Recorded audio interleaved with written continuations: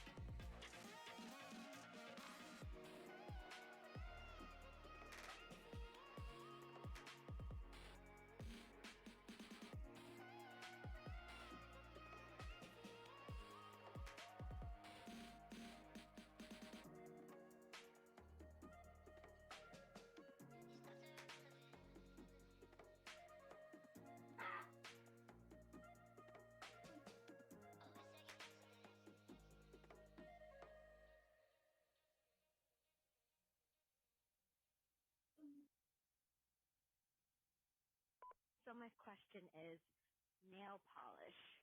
Some of the names are absolutely ridiculous. I'm Flora Lichtman from Every Little Thing, the podcast that answers your burning questions. Like, who names nail polish? I come up out of surgery, out of anesthesia, and the nurse is drilling me on what my what my nail polish color is. Find out. Good evening. Good evening, everybody. Good evening.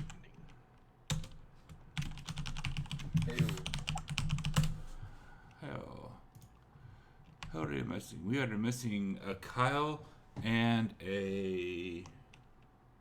Oh yeah, and the other dude, but his kid is like fucked up.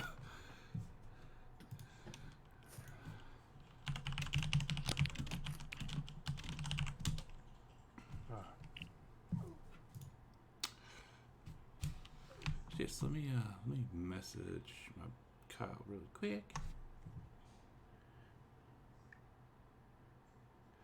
La, la, la. I guess you guys were here. My little guy, he's over there playing, I don't know, Minecraft story mode or something. And he just talks to the game the whole time. That's always fun.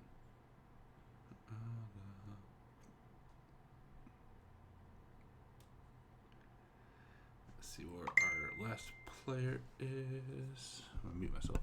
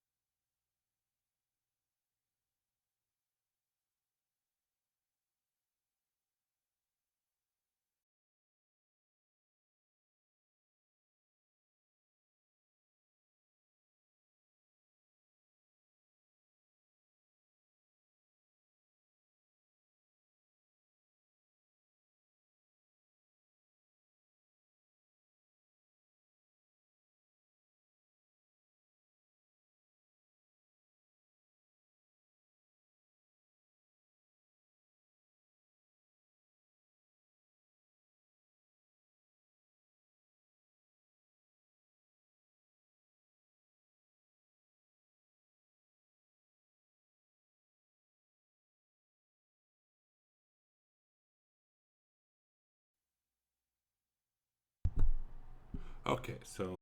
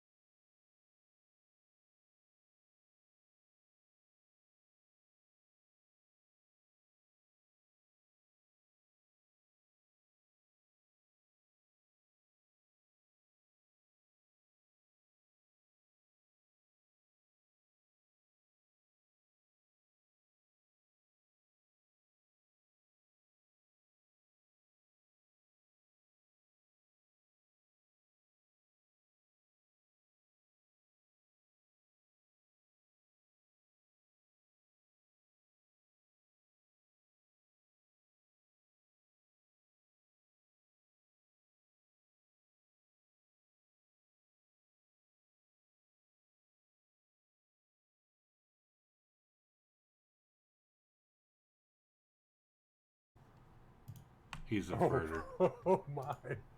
Please. Yes, do it. Me and my cousin, we did Magenta and Riff Raff, and well, she's female, and we did opposite. She did Riff Raff, I didn't.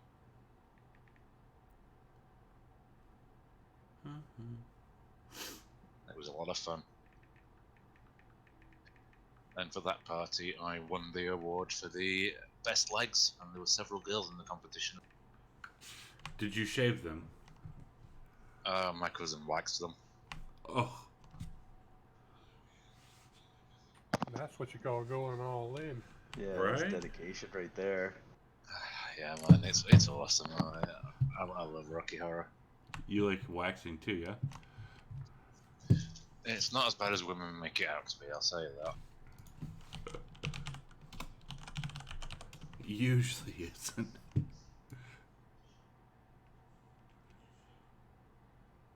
Hey, another person.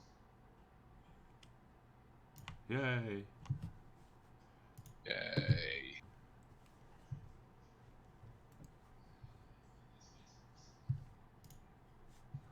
Anyway, Chad, I'm curious. Who is that guy that won your competition? I don't think I know him. That is Fred's Tavern. He's just a random follower. Ah, cool.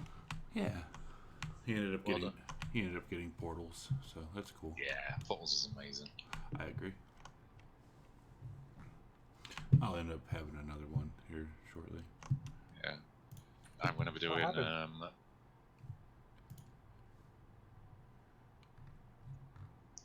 I'm going to be spending most of my weekend carrying on with that module. Oh, I bet. I'm right enjoying it. It's so much fun. Oh yeah, so I ended up having to swap over things, but I'm back up here. I have two different internet accounts, and one of them is really good, the other is kind of shit, so I had to swap. Are any of your campaigns, are you using Unity? I don't have Unity, so no. Well, that answers that question. Yeah, I never did the Kickstarter, and I should have. It's sad. It's sad, isn't it, Zeal, about the Suinscape. Yeah, I mean, currently the DOE extensions still work right now, so that's no problem, but... He's taken them down and is, well, it's got copyright on the end, essentially, so that nobody else can borrow them. Yep. I mean, I believe they were released under OGL, but I'm not super sure, but if the author wants to take them down, then that's totally up to him. I'm not going to repost. Yeah, I totally agree with you. It's his decision. He's the one who had like a pissy fit or something like that? I have no idea what happened, so... no. Some people on the internet had a disagreement, and that never happens. Really? And one of them got mad, and that never happens. And stuff happens. Arguing on the internet is like taking part in the Special Olympics. Chad, your table drop. Yeah, Like I already... tell my students, you've got to remember that you're communicating without any visual cues, which constitute 60% or more of our communication. Yep, without a doubt, mate. And yes, Azil, I already mentioned that. I do, watching some campaigns that use webcams is quite funny as well, seeing people's reactions to things. Eventually, I will do that. Well, as soon as I get a webcam, but I don't expect others to do that. I will not be taking part in that. My computer room's a shit. Yeah, I'll whenever I get a webcam, I'll end up putting my gorgeous face up there. AFK a second. Okay. My desk is just not in a good spot for me to have a webcam. And besides, if I have a webcam... Nobody wants to see your whore face anyways. I mean, if I get a webcam, I have to put on clothes. No. Yeah, who needs Yeah. clothes? I mean, you don't have to wear clothes to, you know. Sitting Anyways. around naked's fun. Anyway, so who is not here still? Scath, you can get back on, and so can James. Did you read my last message, Chad? 'Cause I'm gonna have to do that. Hang on. I'm back. Welcome back. Oh. Okay, yeah, so, well, since everyone's here, well, except for one person, but I will mention this now. One of our members who lives in the UK, our normal stop time is 3 a.m. for him, and it is too late. Would everybody be okay if we started ending an hour early? So just play 3 hours a night instead of 4. I'm cool with Fine that. with me. Yeah, I said if people don't want to, I'll happily drop. It's just 3 a.m.'s way too late when I'm working in the morning. Yeah, I'm good. Can't lose Meryl. Right? So yeah, starting tonight, we'll end up 8 Central instead of 9. That way James can go get his beauty rest, because he needs a lot of it. Oh, God damn, he does. You just wait till I finish converting this PDF. I'm gonna set him on you. I'm waiting. Yeah, it's gonna be a few weeks. It's a hell of a lot of work. What are you converting? I'm converting. If you look on DM's Guild, there's a PDF for a new class called the Tinker Mage, and I'm converting that into Fantasy Ground. Oh, cool. I got one this week called The Vault of Magic 2. Cool. And this module I'm doing, it's got an entire new class in it, with like 5 specializations that I need to code in. It's got brand new spells and effects that I need to code in. It's got backgrounds. It's awesome. I read through it and I thought this would be amazing in a campaign that I'm creating. So I'm halfway through doing it and it's pretty cool. I'm having a lot of fun doing it, but it's a hell of a lot of work.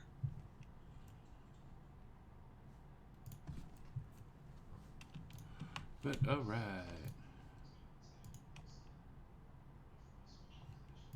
So I do believe everybody's here now, minus the one person, except who is not logged in. We only have 5. No, where's Sketh at? Damn it, Sketh. I'll get the prestidigitation ready. Maybe he had to go to the bathroom or something. Who knows? But yes, you guys last ended with a little cliffhanger. Someone murdered somebody. Yeah, Was it and me? I believe Asbarajos was accusing poor innocent Mir. Yes, he was. It wasn't me for a change. Yeah, Mir. I guess Mir tried to kill somebody. Who knows? Scuffed down. I don't remember this. What happened last week? This was at the very end. Like we were going to do that look-in heist thing, and Yeah. then like someone got murdered. This guy came running up to us, and Mir's the only person with a sword. The guy looks Oh to yeah, be of course he have came as been like killed short by sword. slashing damage. I remember, yeah, Chad asking who's got a short sword. I did.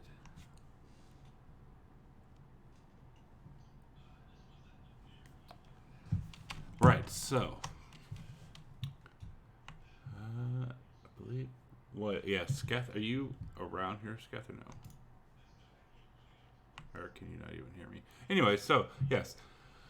Mir, this guy will come up to you and say, basically, like, you killed one of the cultists.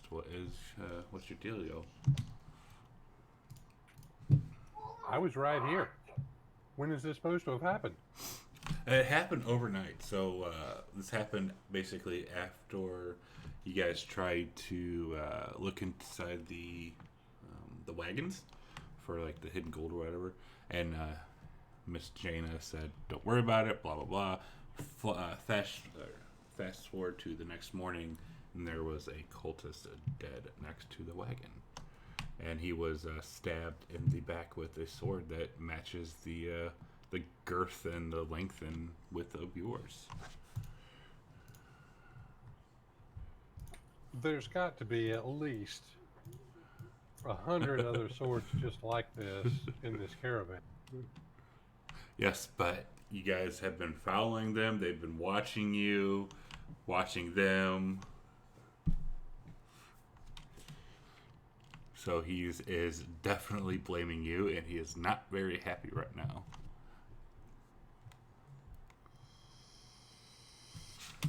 Okay, and he was like kind of getting up in my grill. Hey, sorry, But other than that, what's he?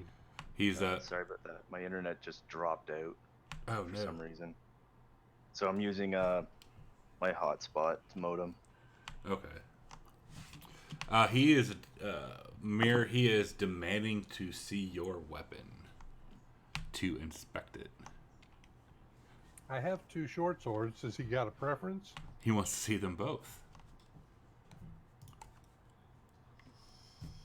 Keeping my bow firmly in my left hand, Mir will pull out first the sword on his left and hand it over for inspection. He will start to inspect it, and he's like, "What is this junk?" he'll go to throw it to the ground. Okay, and then Mir will pull the one from the right hip and hand it over to him. I mean, it's like neither one of these both have cobwebs on them. They don't ever get used. And he'll start inspecting this, and he'll look it over, and just start zooming in on one spot, and he sees like this little rusty, like little spot on there, almost as if it just magically appeared. Then he'd be like pointing to it, he'd be like, "What is this? You are the culprit. You're the one who did it." And I am absolutely not the one who did this. and when while you're doing that, there's like a little crowd of the other travelers, you know, the rest of the parties that you came with, and some of the merchants, and they're like basically telling him to leave you guys alone. That you know you did nothing wrong, and he's just not. Does either he or Jaina have a short sword? He or a sword of any kind? I don't think she does. Let me look. Can you load the map up for me? I having a hard time finding it here. There we go. Thank you. Double click your token. Didn't work. That's weird. Jaina does have a short sword, but she is hanging out in the back. Just noting that. Okay. So yes, the other merchants are basically crowding around all of you right now, and saying, you know, that there's nothing wrong with you guys. You know, you did nothing wrong. You wouldn't go around killing people. I'm appreciative of those fine folk. Oh, excuse me. But he's not really having it. So what do you guys kind of want to do here? Well, is he trying to take it any further? Oh, he's still in your face. All right. Not sure exactly how to get him out of my face, you know. All of us can vouch for each other. None of us killed your friend.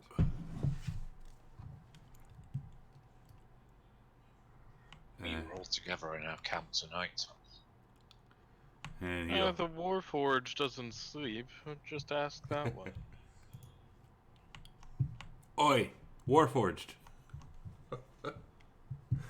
I'm just gonna kind of look at him. What'd you see last night?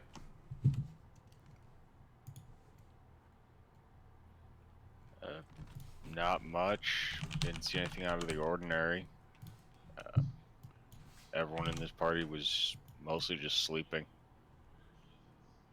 Nobody killed anyone, if that's what you're asking. You're friends with them, though, so you might be in on it, too. Well, Jaina was with us. Why don't you ask her? Jaina, what did you see last night? And she's like, oh, I was sleeping. I didn't see anything. Maybe you should inspect her sword. Jaina would be like, Why do you want to search my weapons? You never even seen me pull them out. Well, he's never seen my friend pull his short sword out. As long as he's been with us, he's been popping arrows into spite. Those weapons have never left his sheath. For all we know, they're ornamental.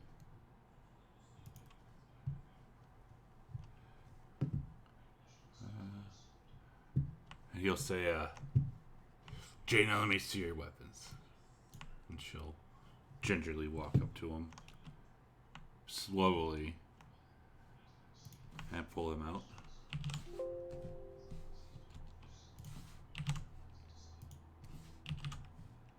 So as she pulls them out, I'm going to mutter under my breath, and I'm going to cast Prestidigitation to kind of like make a rusty mark. As she's pulling him out, or while he's looking at him. As she pulls it out. And as she does it, he starts searching the first one, the one she pulled out, and he looks it over very good, and he sees that rust mark, so he starts to like scrub at it, and it just scrubs off, and he like looks at his finger. And does it transfer, like prestidigitation? Like, will it transfer onto something else? Well, it soils it, so it is kind of rusty. It's not. Oh, he'll kind of like taste it, and be like, oh, well, this isn't blood. Clean your weapons, woman. And he'll hand it back to her nicely, and she'll pull out the other one. And he'll start searching that one, and then he'll hand it back, not finding anything. And like, oh, Now he just threw mine on the ground, right? he did. Yes, he threw yours on the ground. I Hers give him a appear- most spiteful look. Hers appear to have the same markings of my friends, so either they're both guilty or neither of them. He'll look at both of you, Mir and Jaina, and be like, I'll keep my eyes on both of you. Spit on the ground and walk away. I really hate that guy. Why? He didn't do anything wrong. Yeah, well, we're not going to be attacking him anytime, so we saw what he could do. True. But I still think he's a jerk. He is a jerk. But the rest of this day passes by uneventfully. Other than now, go ahead. I do have a question. Yes, sir. Has the caravan moved? It is starting to move after this little transgression took place. What did they do with the body? They put it in the wagon. In which wagon? The middle, like out of the 3, they put it in the middle one. Spend 8401. Could I get within 10 feet of that wagon? Roll a stealth check, because it is the middle of the day, and you guys kind of pissed off these cultists, so... And it doesn't have to be now. It can be at any point. Okay, like any point of them putting the body in the wagon, or... Yeah, as long as I just need to get within, I want to get within 10 feet of that wagon for 1 whole minute. Okay, just while it's traveling.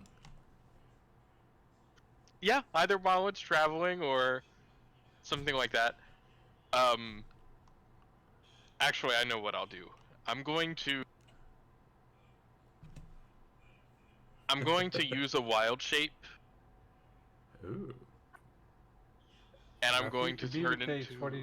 If he communicates what he's going to do, I will go like over in another area and start whistling and making a show out of cleaning my short swords to draw attention away.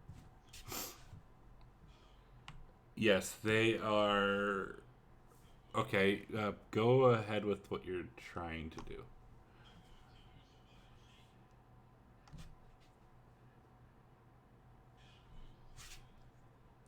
Okay, so I'm going to. I want to wild shape into a rat, and I basically want to make it up and into this caravan. And I want to make I it am trying to inside kill some the dudes cart with a dead body. So you're gonna transform into a rat whilst he is making noise to get into the cart with the dead body. Yes. Okay. So Mirror's over off in the corner, making noise and whatnot. So you use your wild shape to turning into a cute little rat. And you're starting to scurry over. Give me a stealth check with advantage.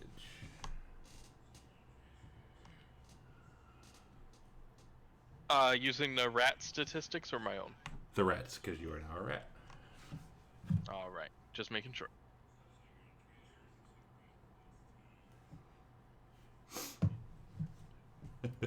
Let's see if this actually works. One-click druid. Yes, sir.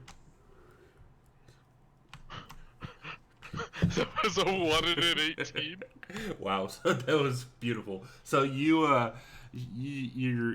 running in and out of little people's feet, and you scurry up, and one of the guards stops and looks at you for a second, but then he's like, "Oh, it's just a rat," and he will jump or he won't pay attention, and you're able to get into the cart with the dead body.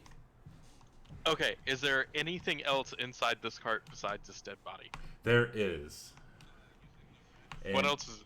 Do you have dark vision? You do have dark vision. Okay, so you see a bunch of boxes filled with there's a bunch of loose chain, loose coin, loose golden pieces, some black masks, some red masks, and robes and this and that, and then some lock boxes.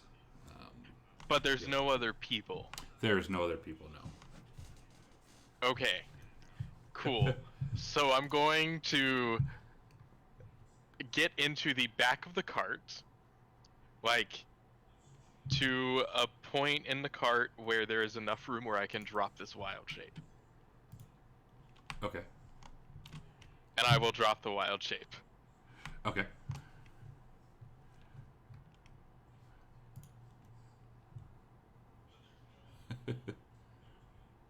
Alright, so, back in my normal form, I would like to take 1 minute and cast Animate Dead. Okay. Okay. I knew it was going to be good. Is that the sound of the DM ripping up his notes? No, this is the sound of you guys are going to kind of have some fun now. All right, so you cast Animate Dead. Do you have to see that to be able to cast it or no? The spell creates an undead servant. Choose a pile of bones or a corpse of a medium or small humanoid within range, and use the target with the foul mimicry of life. It basically just has a corpse within 10 feet. I'm assuming that I would have to see it, yes. Okay, yeah, so then that would not work. Because as snaps, there's no way that these guys are going to let you get within 10 feet of them. I was the rat that was inside the cart. But you want to drop rat form and cast... Inside the cart. Oh, okay, so you're going to drop the rat form inside of the cart, and you're going to go back into your massive ass size. Are you sure? I'm not massive. You are a big boy, and presumably the weight of your body will The wagon just sinks down in the mud. Yeah. What the hell was that? That's kind of what I'm getting at. Like, you weigh 300 pounds on a horse-drawn carriage. I'm fairly certain that will be noticeable. But if you wish, we can do this. I've already gotten this far. Okay, so you pop out of...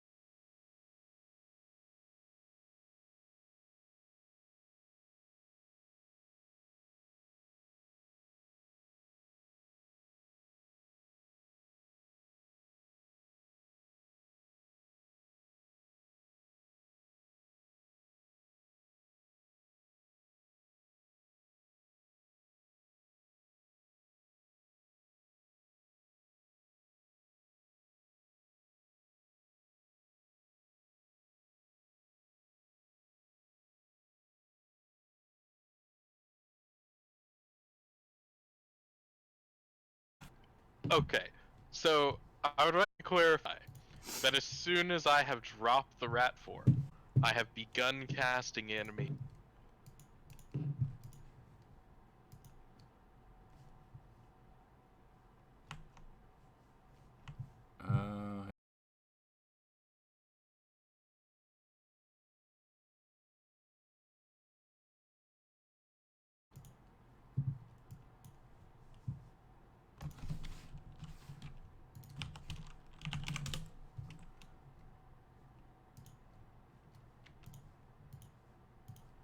Okay, so...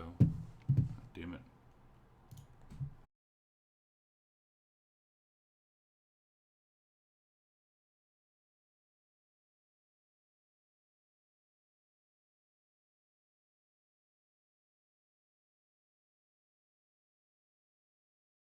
Well, before I rudely cut off, what did you guys last hear me say? The last thing you said was that I come out of rat form, and then I immediately just wanted to clarify that as soon as I come out of the form, I have begun casting the spell. Okay. Damn. So you didn't hear any of that. Sad. Okay, so you pop out of rat form. You immediately start to start chanting, which is a minute-long chat. And to clarify, you are now on top of this corpse because you are a big boy. And as you start chanting while this is going on, you know, the tarp that you're on or underneath now, you know, you kind of got a little dad bod there, so it rises up like the tarp rises up, and the horses start to whine and bitch. Wait, how big is this cart? It's just It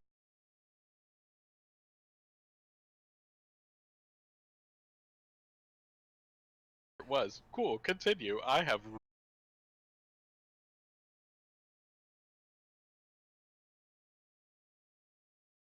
it was kind of almost full to the top with all of them, so the tarp kind of, you know, pops up, and the guards are basically like, what the hell, and they throw off the tarp and they see you. But how long does it take them to do this? I would presume like maybe 20 seconds. Well, that's 3.5 combat rounds. Just saying. That is true. While you are chanting, are you going to continue chanting? So I they really weren't wanna know. paying attention to me over there, So conspicuously cleaning my shorts. so some of them were, but not all of them, because these are okay. these are cultists. And they're on guard and they're traveling. Yeah, he's not gonna stop. He's gonna continue the spell. Okay. Um. In for the penny, in for the. Okay. Why stop now? Well, okay. So now I want to give me a second, and I'm going to have to add stuff. I really want to know what the end game was here. So do I. Is that... Oh, the end game? The end game was to animate this corpse because originally I thought it was like old Wild West covered wagons. So I figured that I could like rat into the wagon, animate dead on the corpse, command the corpse to just stay where it is, and then wild shape back into a rat and get back to the party. No one the That was the original plan. And this is, you didn't ask. You had to ask. You know me by now. So now we have to kill all these cultists and fight the big bad. So yeah, give me a few because I have to add them to the combat tracker and to the map and build the encounter now.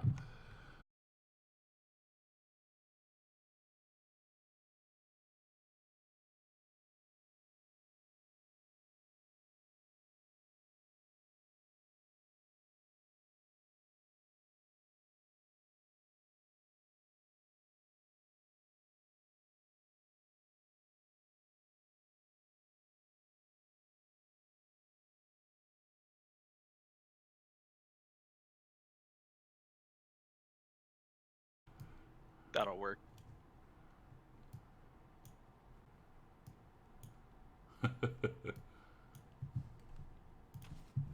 Holy hell, man, my really shit tonight.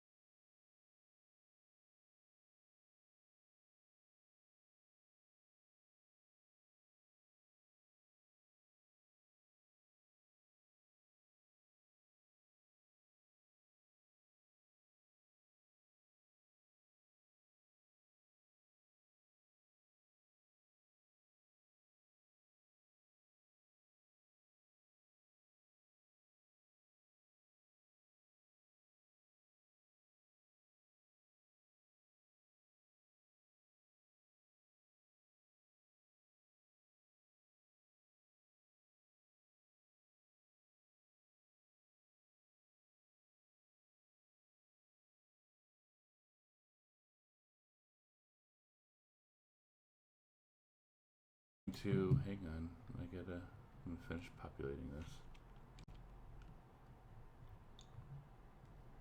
Oops. 9. Fine. Okay, so Cultist 9 is the one that you can cast Animate Dead on. He's the one Okay. we questioned and everything, right? But It is.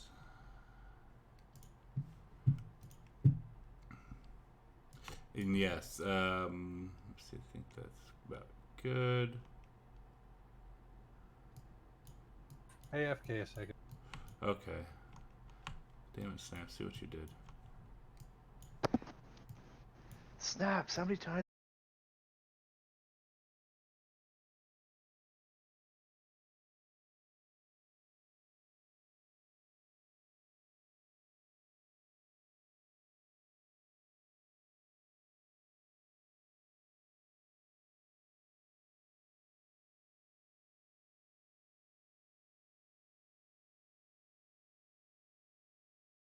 So 5 and 6 see you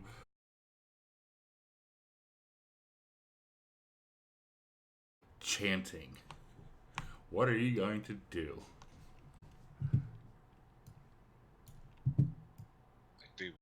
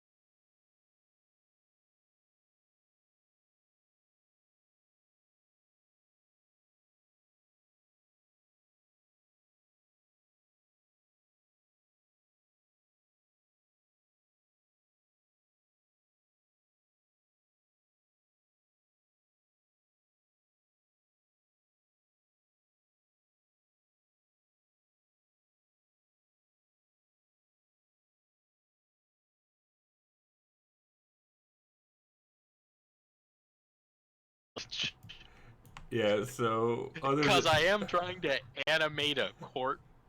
yeah, so really other than mere you guys don't even really know what's going on. Mirrors from the Shadowfell, you know, death. Hi, Ralph. Oh. And hello, stream chat. So you got a bunch of So, people in here tonight. do I know that these That's cultists cool. are hostile and attacking my friend? The two right in front of you, I don't really. They've noticed, but they haven't gone to take off. You do hear a commotion, but once again, I don't really think you would know what it is. Hi, Ralph. Yeah, So essentially what I'm asking is, are they going to be hostile towards me? Is that what you're asking? Yeah. They're not apparently right now. They are not. Hi, kitty.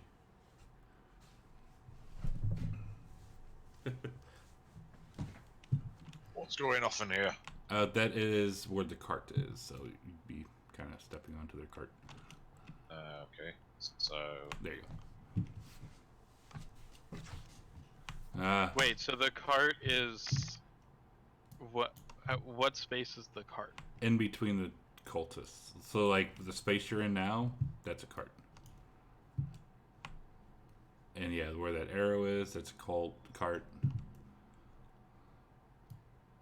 Is that all cart too? The 10-foot? That's a cart. No, like the 10 foot behind that gap, there's like horses. So, like, the space right behind you is clear. That's what you're asking. So Okay. what's happening? What's happening here? They'll, number 8 will look at you and say, "Piss off." Excuse me. Cultist business. Well, he won't say cultist business, but it's no business of yours, boy. Are you sure about that? I heard a scream from somebody that I reckon. I don't know anybody.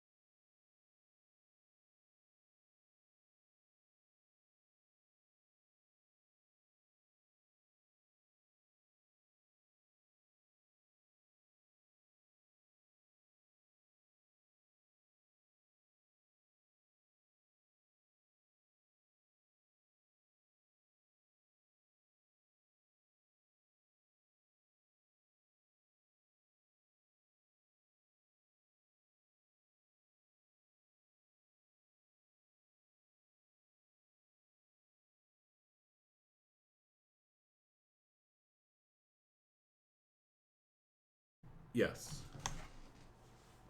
So Marl really.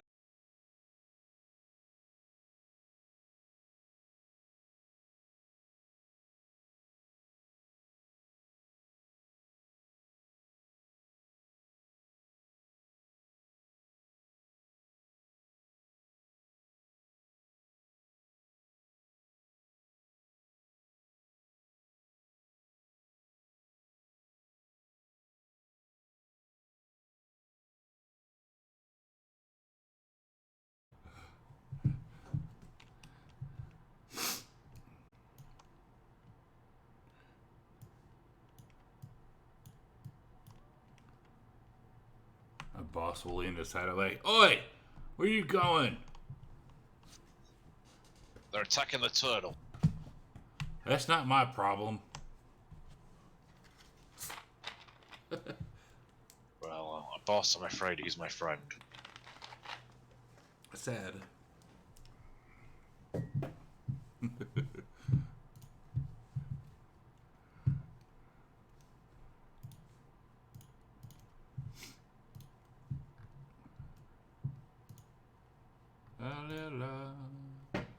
There's a lot of lag happening here. Yeah, there is. I'm not the only one.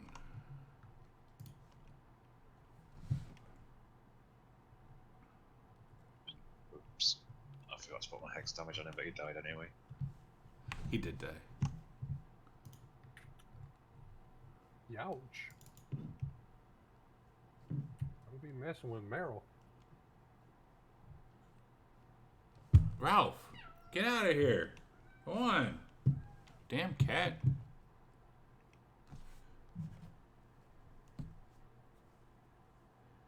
Fucking cultist.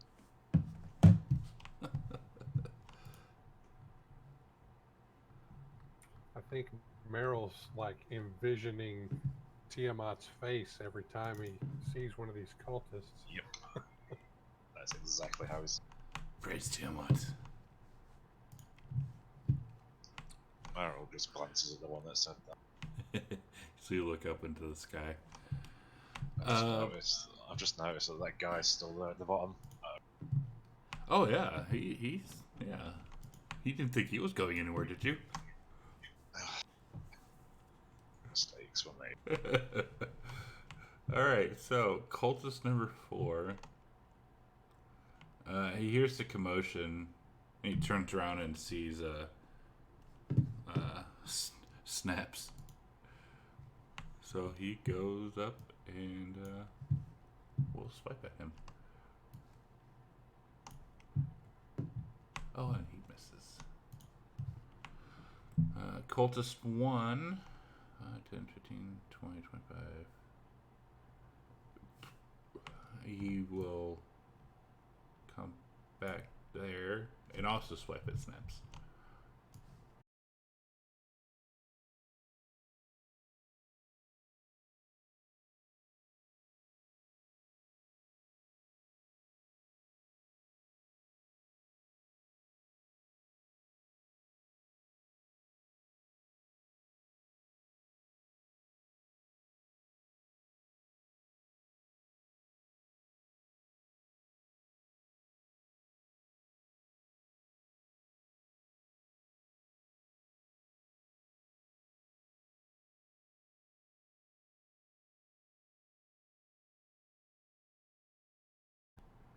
Uh-oh. Anything happen? He becomes overly hungry. He will make all attacks, saves, and checks at disadvantage until he takes an action to consume a ration. Mir. Do they have rations on? Well, because it looks really cool, he uses a bonus action to call his bonded weapon, the bow, to his hand as he stands and draws out a bow back to full draw and whistles really loud and says, "My friend up there is going to wreak havoc on you people. Stop it." No. And if it looks like they're going to stop it, I will hold that arrow, but if not, I will let it go. They will turn and look at you and then turn back and rising their scimitars towards Snaps. Oh my gosh, you bunch of... Okay, well, cultist number 4.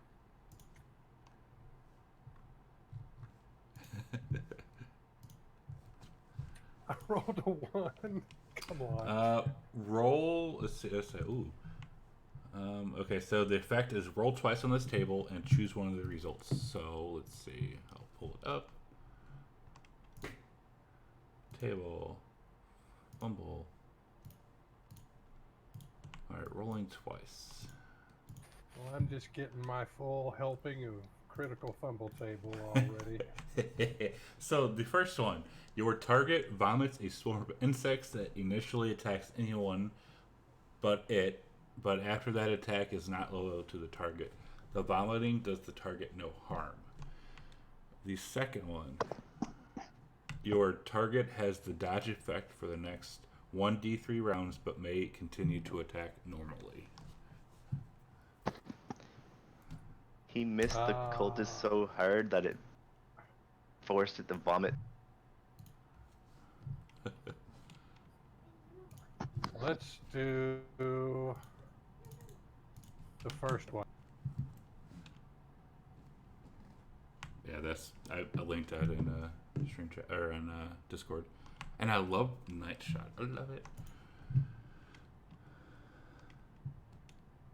Alright, so he...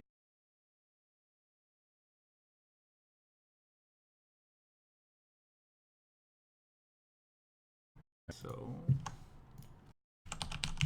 Yeah, I like Night Shot too. I started using. Yeah, who was that? Matacari posted that. Yeah. Yeah, let's do that one, the first one. Alright, and that was on... Who did you attack? Number 4. Yeah.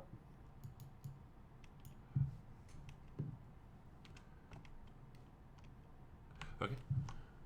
If I shoot insects with my bow, I'll change target to number 1 and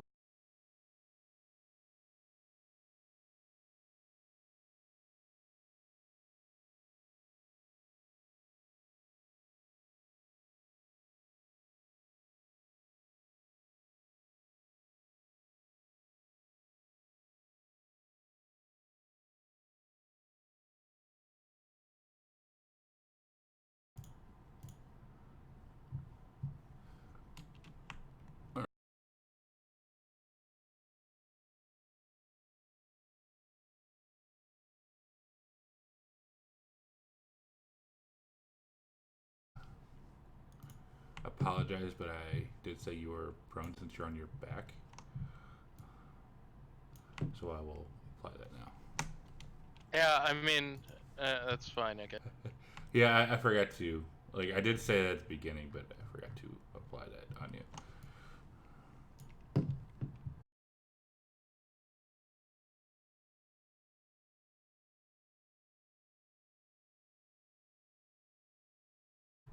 Because then that happens.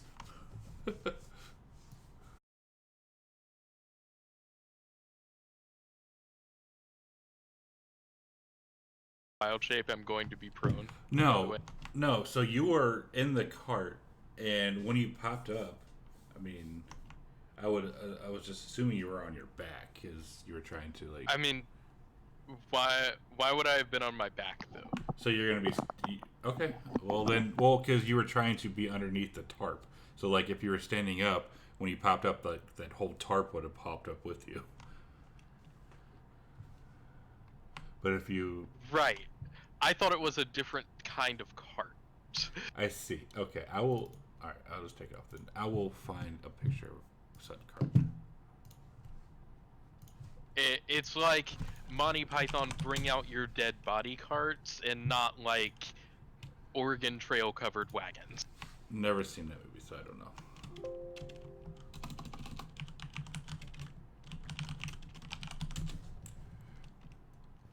Think of a hand cart. Yes, yes, yes. A little bit bigger, but yes.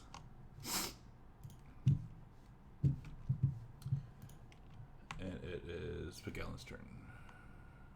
Right. Okay. So Just gonna rush up next to Naps and take a swing at Cultist 6.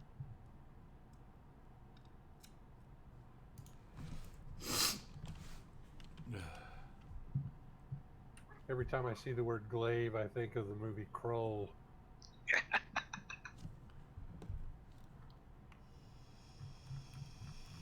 And they'll move X closer and take another attack.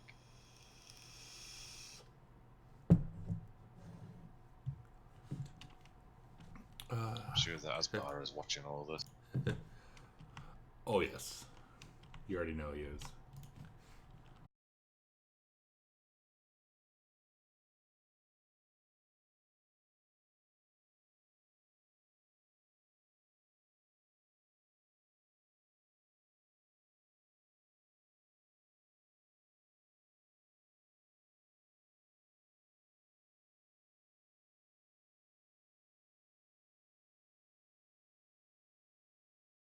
Dana is going to see all this and she's going to abstain.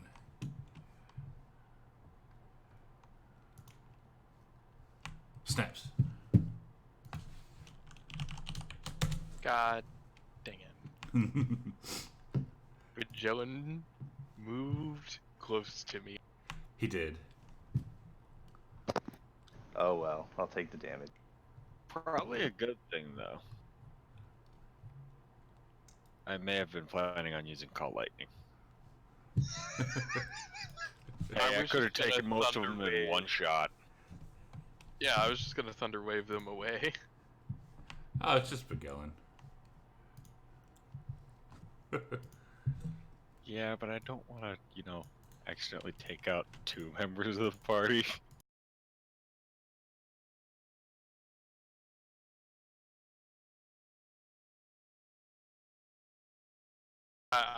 Vigilant, I'm sorry. I'm going to cast Thunder Wave.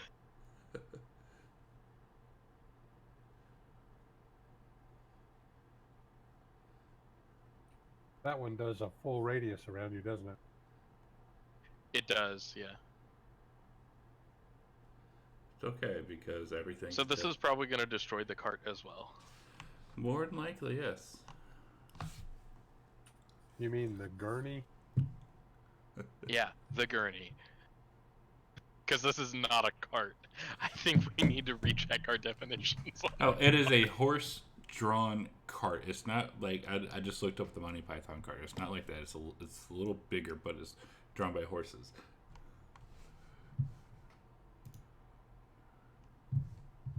Wow.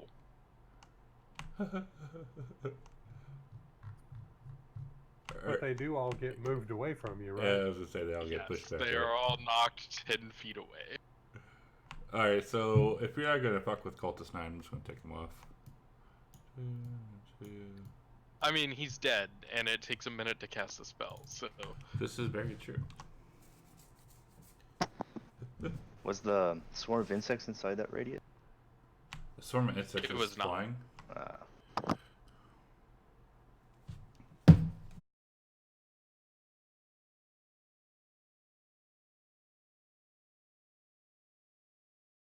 Cart is destroyed, so you hear it crash down, and now you, Magellan, you can see the boxes. They kind of pushed open with now gold pieces.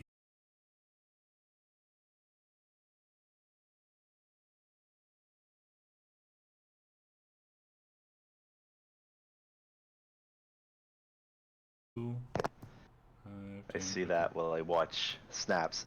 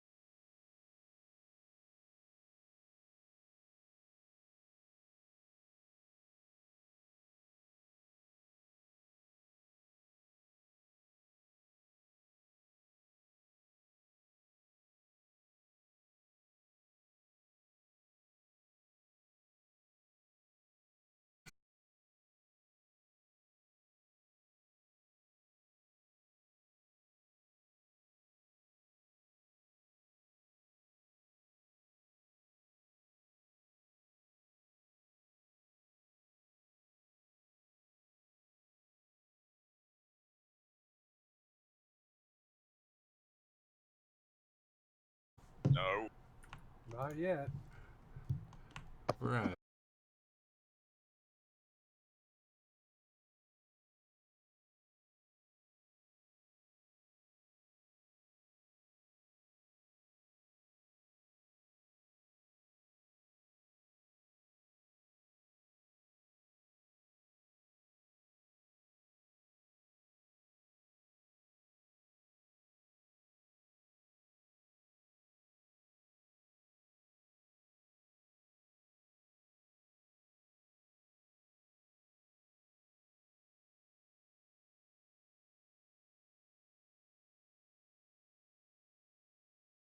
In advance, right? What's that? He did. He did. Yeah, he I don't did. give a shit. Guy's kind of a prick. It's gonna kill his own. Or in Merrill's language, a wanker. Oh wow, that's some pretty shit fire. A It bell was. end, if you will. That was a really shitty fireball. Like, look at all those ones, man. And does he do? Let's see. I will take the 9 damage, thank you. It was 19 damage on that fireball, by the way. That's not the worst. Yeah, but look at all those ones and twos it rolled. Like, what the fuck? I mean, I can't see those. Yeah, I Yeah, can't see we don't the get to see those. damage. Oh, yeah. So he rolled, let's see, it's 1, 2, 3, 4, 5, 6. So it's 8d6.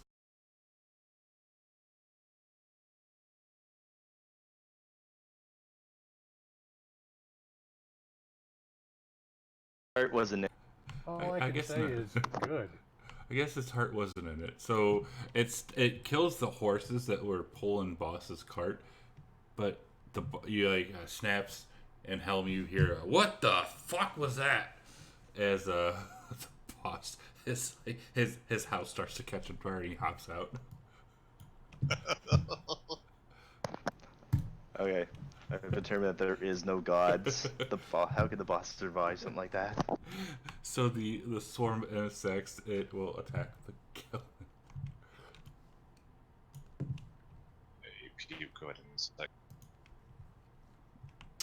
He is not here, so Is he not playing today? his kid.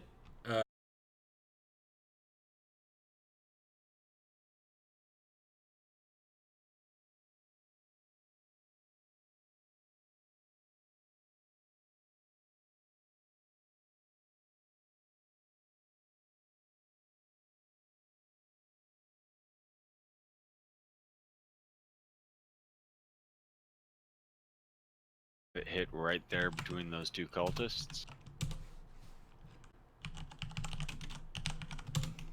Okay.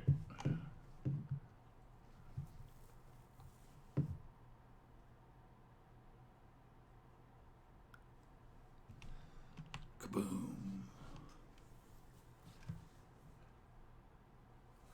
So I believe you would just target them and then cast it. Let me double check.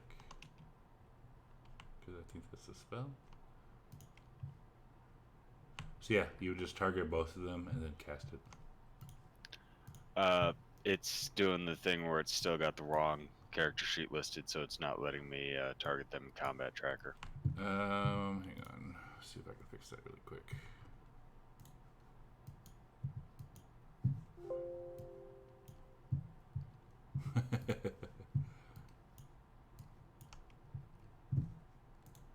$38.19.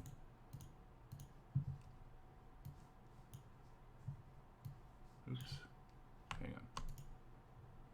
These two cultists dead. Hang on. We're gonna fix this really quick. 58. 19. I don't remember. Do you remember your let's see, 7 and 8. Dameron. So do you remember what your initiative was?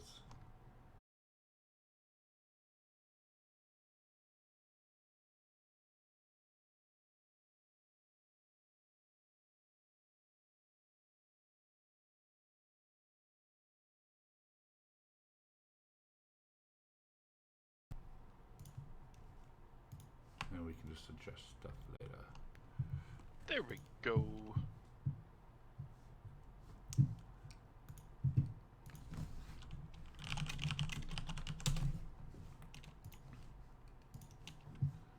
Yeah, it works.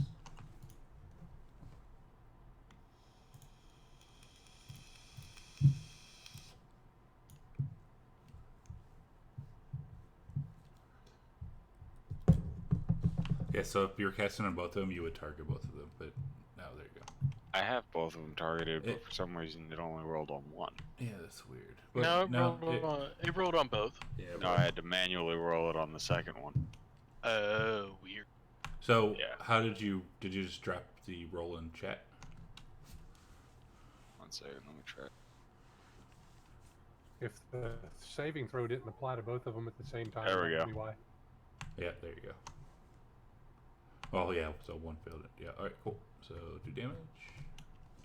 Nice would have killed him anyways, but hello, stream chat. Yeah. So, pissed off Helm. Describe your lightning and how it attacks. So basically, I'm gonna hold up my shield and slam my hand into it, and you guys are just gonna see just a bolt of lightning fly up from my shield. It's gonna hit the sky, turn it black, and then just this massive bolt is gonna slam to the ground, cooking them both. By the way, Snaps, when you were surrounded, that was my plan for getting rid of them, and I was just going to cure wounds you later. Sorry. I like that. You get No! I like that. You could have placed it in a way where it didn't hit me. Oh no. When you were surrounded, I would have hit all but one of them. But unfortunately, you would have caught some of it. It's just Snaps. We all like snaps. Sometimes. Alright, where are you going? There you go. So yes, I like that. I like that, so you get 1 point of inspiration, because I like that. To be fair, I mean, at this point, Helm is in no way, shape, or form interested in creating anything anymore. So this Asbar Joth guy, is he hostile? Oh yes, did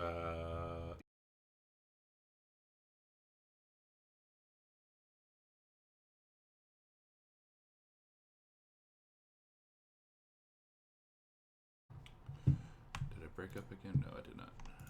I don't think so. Can you hear me? Yep. Yep. Okay.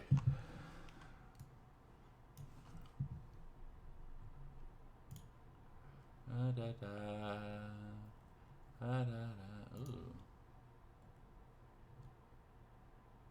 Okay, so you're gonna see me point my sword at Asbara and just scowl at him. Cultist of Tiamat, I always knew we could trust you. Praise Tiamat. So you'll see my sword grow small tentacles out of it, and that these tentacles are going to fly towards Ozara. They're going to attach to his skin and kind of drain him a little bit, and I'm going to cast Hexblade's Curse on him. Okay. Ooh. Very beautiful. That's my bonus action.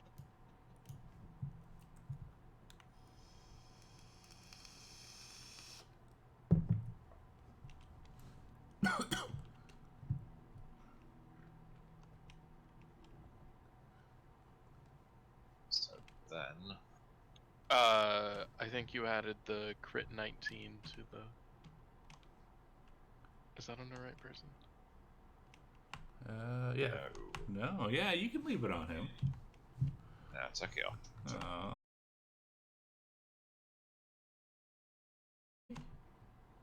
I think you have to do the shift drag for the crit 19.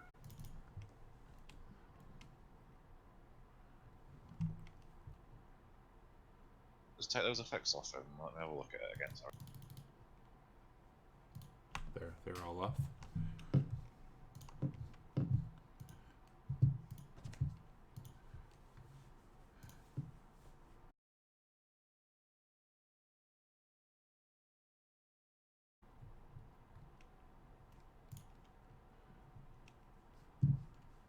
So that's how the coding works anyway.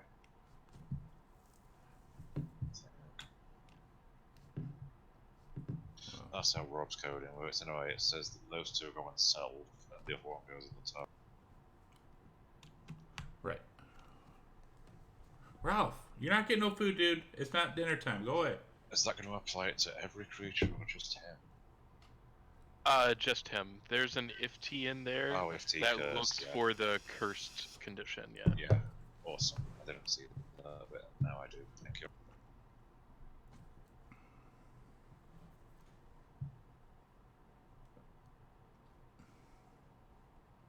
So, now the tentacles have latched onto his skin, and you just see small purple tentacles crawling all over him. They're kind of ethereal, like.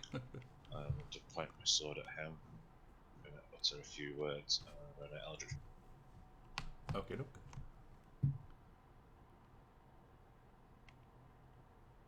Nice. All enemies attempt to move 5 feet further away from you as a reaction. Okay. Okay. Go ahead, damage. Ah, damn. Fucking 27. Maybe he won't get Ow. Nice one. Okay. And that's just Second. beam number 1. Yeah. Oops. Well, with out of agonizing blast. Oh. Oh, so sad. Okay, so one must.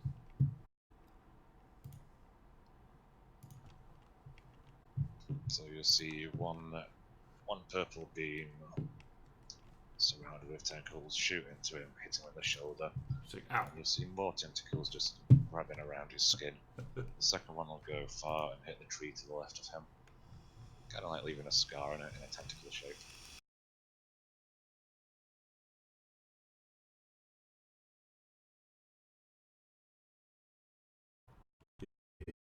Well, Mir's first instinct is not to just go shooting people willy-nilly, but he just got fireballed right up the poop chute. So I guess that's in order. What's going to happen? I'm going to make 2 attacks, then I'm going to action surge. Oh, shit. Shit. You're gonna kill my dude.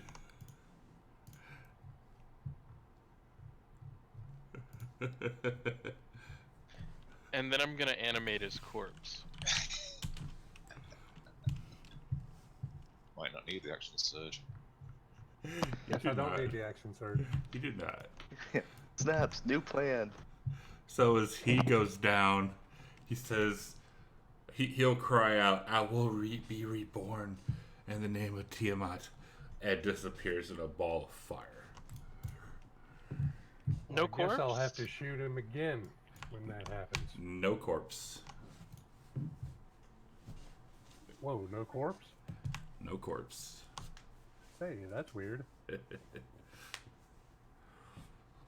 You knocked him.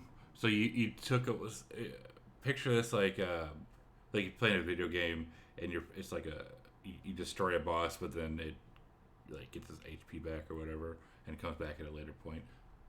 Picture kind of like that. Oh yeah, and of course he got like a little cutscene so he could say that Yeah. stuff to us before he disappeared. Exactly. You know what's going off now, Chad? It's going to be.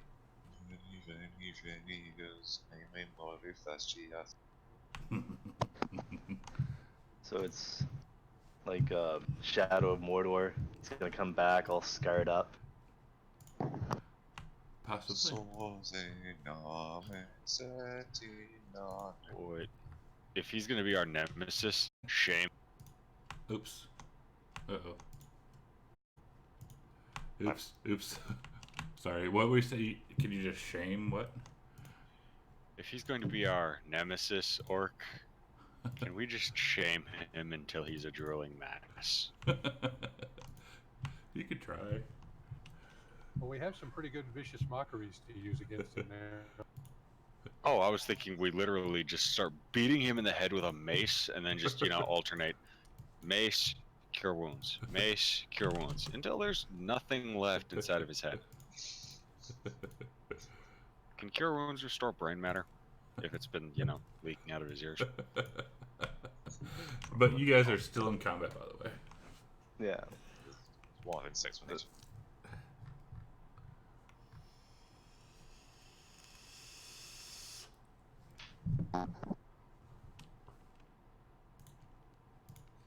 Wow, that was interesting, and there's still a swarm of insects.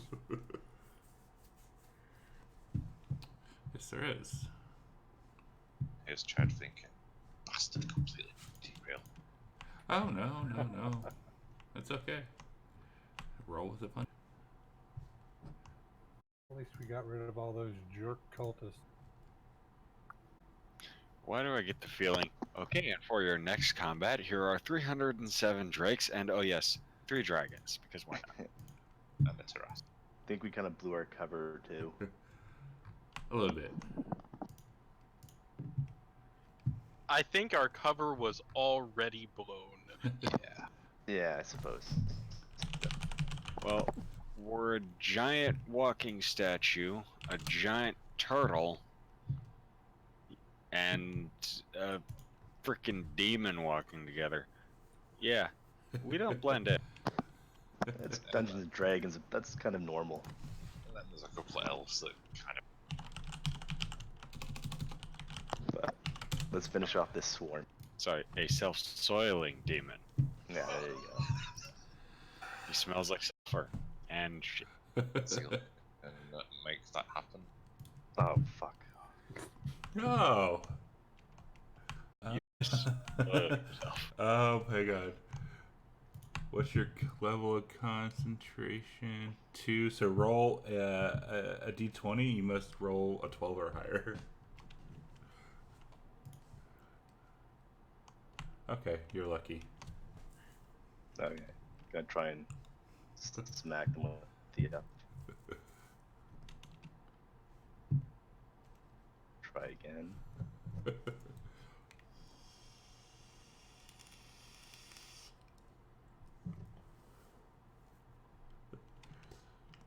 Tough little bastard. A little bit.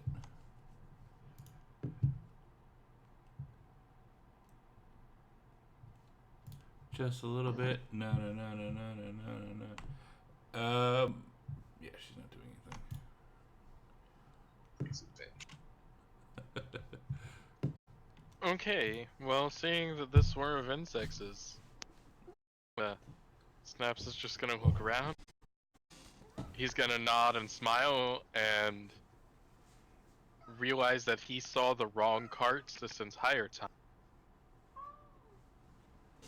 He's a turtle. And cast Thorn Whip at this thing. Yeah, I mean, like, the way my eyes are in my head, it makes everything just a little bit distorted. It's really hard to... Oh, where's that Muscanado?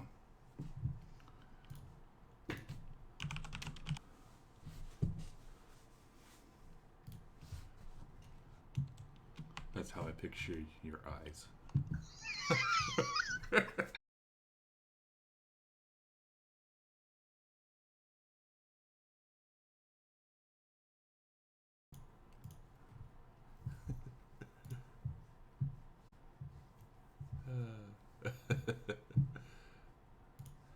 Fantasy ground. Alright, and at the beginning of its turn, I'm going to force it to make a con. Okay.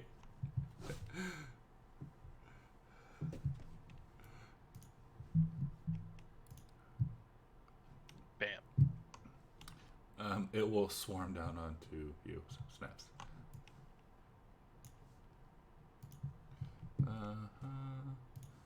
Yeah. All that for nothing. It tickled a little bit, Snap. Yeah. His shell is just too impenetrable.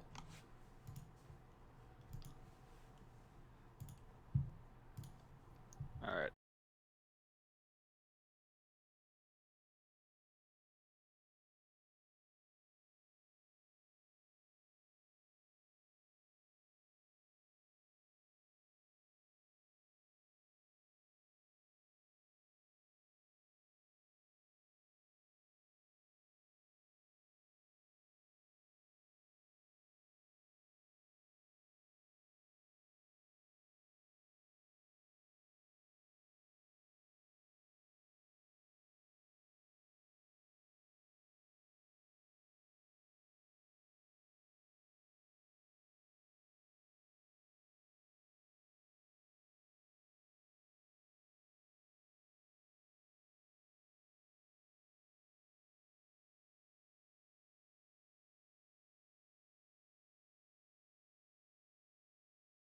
Destructive Wrath, I can use my Channel Divinity to make it with it. If I'm dealing lightning or thunder damage, instead of rolling, it'll just automatically deal the max damage for that. But I'm not using that. No. right now. Can you hear me now? Yes. Okay. So what I was asking is, what is that ability that lets you use Call Lightning whenever you want? That's a 3rd level spell. I can cast it as 1 action. No, And okay. it, The Yeah, it spell lasts for lasts a minute for- as long as he concentrates on it. Yeah. You can do that every round. Okay, because I thought you like when you were first making them, you said you can use it kind of like whenever you wanted to. That's all I was asking.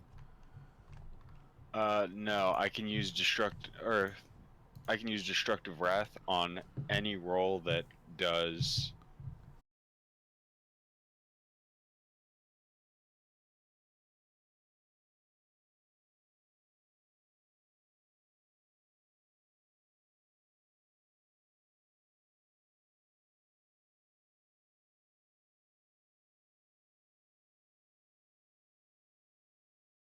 It's anywhere within 120 feet. Yeah, I know that. I was just.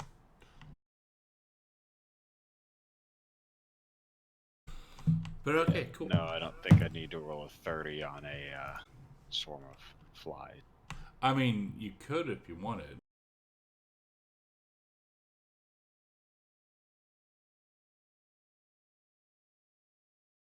Flies. You would have dropped. You would have dropped snaps, by the way. You've got more than 30 hit points. I didn't at the time. I have 37 max. I had been hit for 7 damage exact. I have cure wounds. You'd have to go and touch them. Snaps. A word. Yes, what a... What were you doing?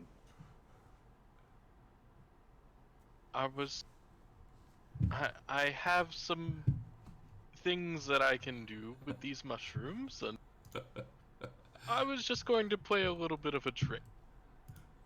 Technically, wouldn't that cause?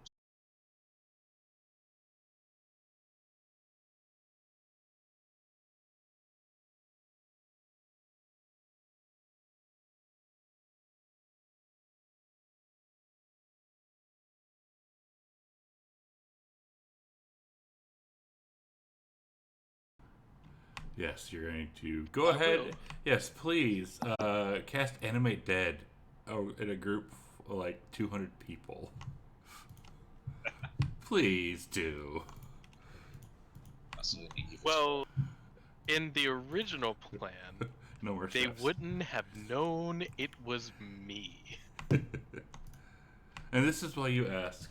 This is why you ask things.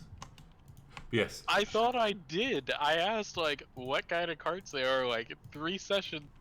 And I was like, can someone, like, sit in the cart? And you were like, yeah. So I just assumed that they were like, we're not dying of dysentery on this journey, apparently. Oh, Lord. Yes, you are out of combat. Once you like destroy all these guys, all the crowd basically came and ran and picked up all the gold and pieces and whatnot, and cleared out any treasure you might have gotten.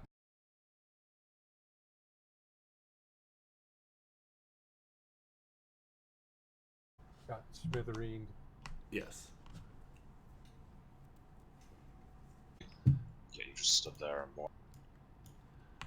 Did you see that thing? I wasn't going to fight him. Boss is like, boss says, "Oh, you finally killed him. Let's go." I don't think he's dead, boss. That's my nephew. He's a Quite often. I don't know. Maybe. He's got a strong array of spells, but a weak body. He looks you up and down, like kind of like you, huh? That's the life of a caster. So Helm just going to look and smile. So as Maro's looking back at the boss, just notice his eyes flicker black and like feathers appear in them. Ooh. But let's go ahead and take a 5-minute break here, since we're only going 3 hours. take a 5-minute break. Oh god, no. Yes, because I want to try to fix this internet really quick. Yeah. I thought he was about to say fix the campaign then. Yeah, that's immediately what I thought. I was Oh. like, Oh. I'm sorry. Oh no! I already no. So you're good. I roll with the punches really quickly.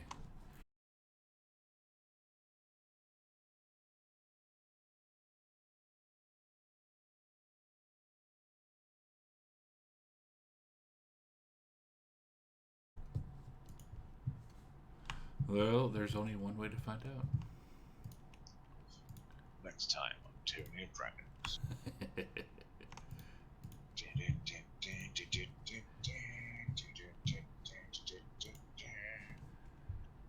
Oh god. I can't remember what that thing is from. What's that? Is that from Star Wars? The Maz Kanata. Yes. Yeah. AKA Turtle. It's you.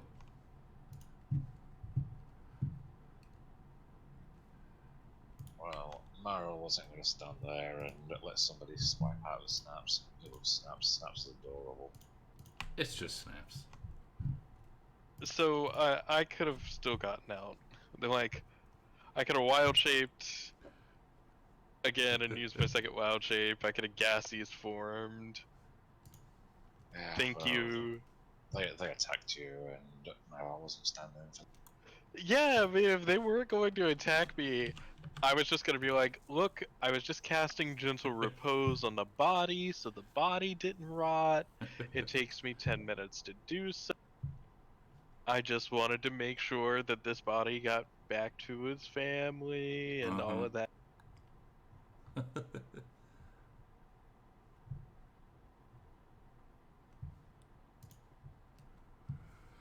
Right. I'm going to go grab some coffee really quick.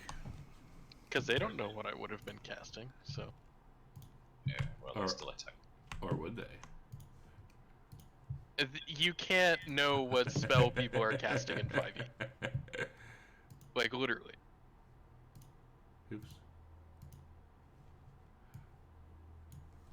Okay, I'll be right back.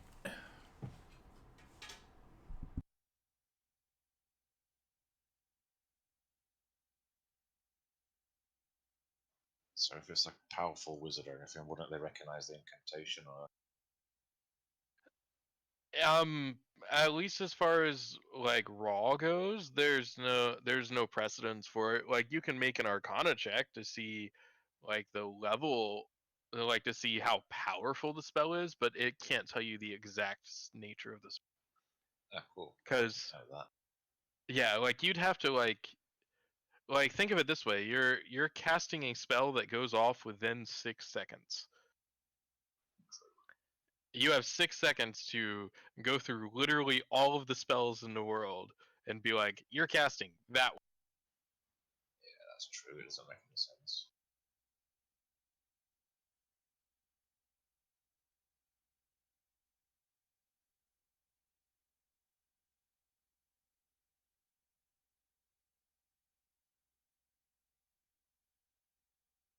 I thought that was quite comical, actually. The fact that I cast Hexblade's Curse at and then I rolled 20.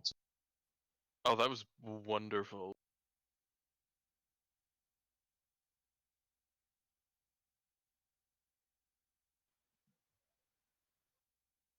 Well, at the moment, I'm currently working on. I don't know if you heard me earlier saying that I'm converting a module over to Fantasy Grounds, and I'm looking at like this FT. There's so much that can be done with that. Oh yeah, like you can use it basically the way that it's used here to like specify a target, so you can leave the effect on all at all times. So cool. Cause that damage, like if you roll damage onto me, it's not going to give you the +3 damage. Yeah. Because you're not cursed. Exactly. So what does custom mean anyway in that expression? It means that it's looking for a custom type. which is the word cursed. Yes. That's why the cursed effect has to be echo. If you use if T then type, then it has to be a creature type like fiend or undead or So like it is in the Divine Smite, where it deals the extra to fiends. yeah. Then you'd use if T, which stands for if the target is a type fiend or type or the extra comma 1d8 radius. Oh, that's correct. cool. I understand that. Yeah, the coding works pretty good. I'm learning as I'm going with coding. I haven't taken a coding class. I've picked up most of it and I really enjoy it. I haven't taken a coding class either. Yes, so I've sent it others out. I'm converting a module over at the moment, and it's got a lot of like custom spells in it that don't exist in the game. So I'm having to write the code for myself, and most of them I've got a couple I've had trouble with, but I've had some help with them. Yeah, the thing I'm doing right now has 23 new spells in it and a couple of backgrounds and like 72 this new one Take magic them out. items. Yes, or Pratt's something. rat. It is a Pratt's rat. This one Pratt's I'm doing rat. has I don't quite know. a few new That's magic what magics and some I'm new trying to do. backgrounds. I'm really enjoying doing it, and the class, one of the specializations of the class is like he constructs That is like the a goal. construct that's his lifelong companion. And Alright. as you level up, rather than getting new abilities, you get to upgrade this companion. Ready, check. See who is So back. artificer like It's a bit like that, but it plays differently. La da da dee da da dee da da da da. well, we either made it so that all the other people in the caravan will be wanting to be our friend or will be absolutely terrified of us. Well, they've kind of seen what you guys can do over the past 2 months, anyways. So and they're kind of on your side. They kind of like you guys as it is. Sweet. Well, They don't like cultists. Praise team up.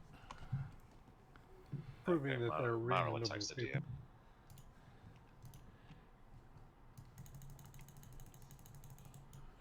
DM. Do you survive 171 damage? Do you survive 158? Yes. I dodge. I don't think so. I dodge. Okay, I'm going to take your damage and I'm going to instantly be reborn because I'm an elder god and I can't die. Mm-hmm. I am the god. I am Cthulhu. I win. But let's see who is not back. Everyone here. Krillin. I can't believe you rolled those ones on that fireball, Chad. I know. That's sad. It's kind of like a Vagellin fireball. And everyone saved apart from Snap. Sad. And Jaina, I think. No, she. No, I saved. I got hit hard. She took some damage. Alright, so boss says, now you're gonna have to fix my wagon, or we can just steal one of their wagons. Marl's not into stealing, he would rather fix. Break time's over. I'm just gonna start laughing at the boss. Hey, you paid me to be a guard, not a car. I paid you to be what I told you to be. It still hits you with lightning. You do realize this, right? It's been over a minute by now. I got another spell slot. The boss will cross his arms and says, "Just try." Well, it seems that we have given the freedom condition to these carts, so I guess we can probably just use one of these now.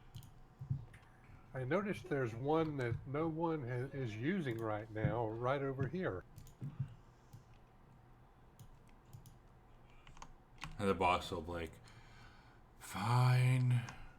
And he'll hop out and he'll point to Hell and be like, will you grab my trunk, please?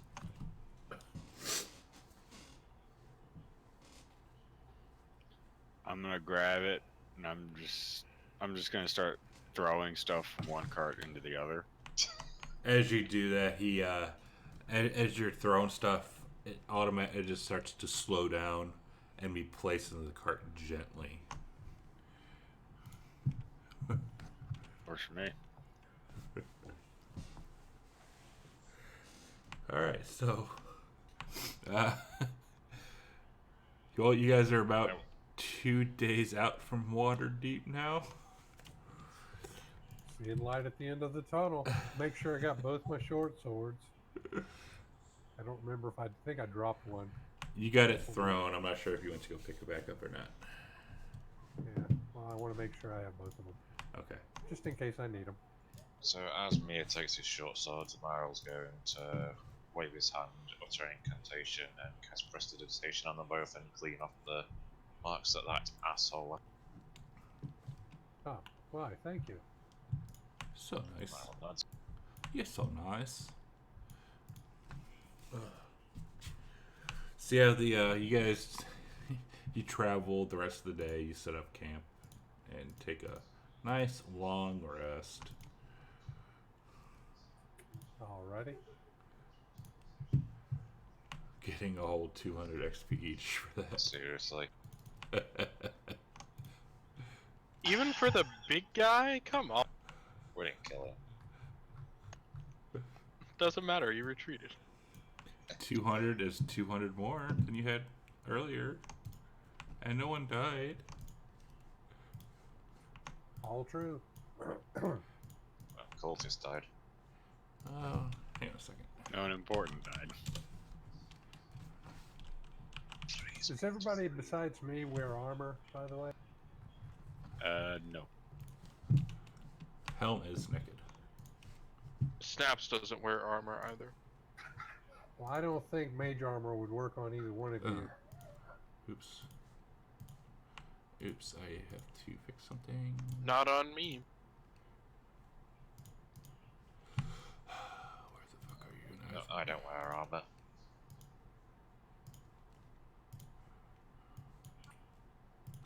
Meryl, you don't? Nope. Oh, hang on. A minute. Yeah, I do. Sorry, I've got armor. Oh, okay. There, I I fixed thought it. you did, but I wasn't. There, I fixed it. You got an extra 183 each. Woo.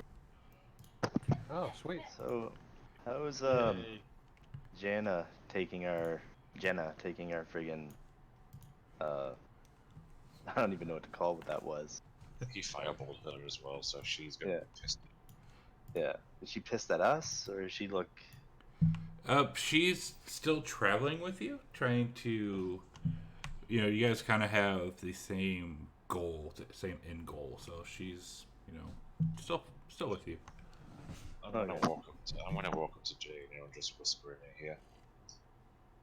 Your sister would have killed him in one hit. She spits.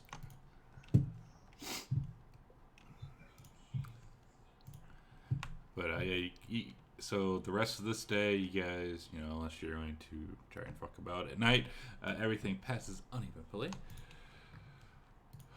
And same with the next day. You when you camp out that night, you can see, the edge of Waterdeep. Like you're pretty close.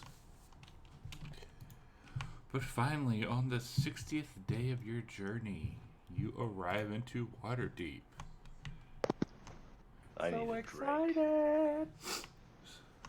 And yeah, Scath, how are you feeling there, Vigelen? He got his cloak pulled up, trying to cover his face and his body, kind of looking around a little nervously occasionally. Why do you get so nervous? It's none of your concern. Did you soil yourself in public here? I mean, He don't just- worry. We're used to. So if we get into Waterdeep, are any guards going to be chasing you? No. So Family members? No. Well, we'll just have to wait and see what happens when you enter Waterdeep. I think his last name's Creed. Yes.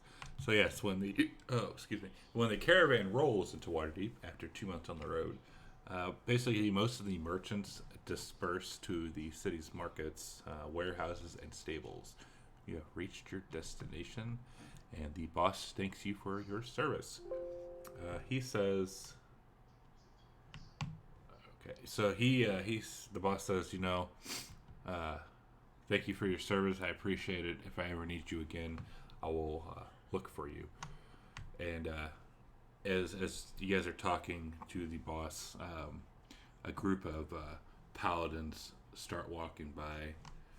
They're all looking, nonchalantly, and they kind of look over at Vigilin Vigilin. just turns away. He turns his back to them the moment he's coming.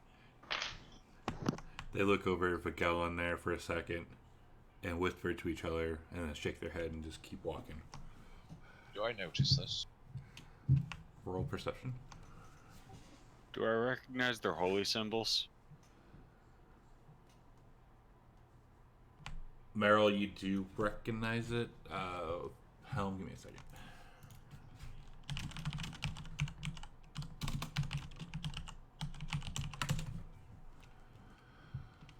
So yeah, I was rolling to just see if I noticed the girl and shy away from them. Yes. Well, I'm currently ripping on Vigilin, so I'd imagine I'd notice.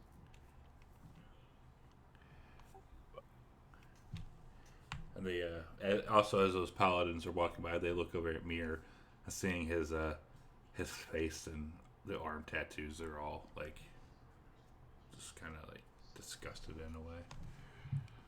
But hang on.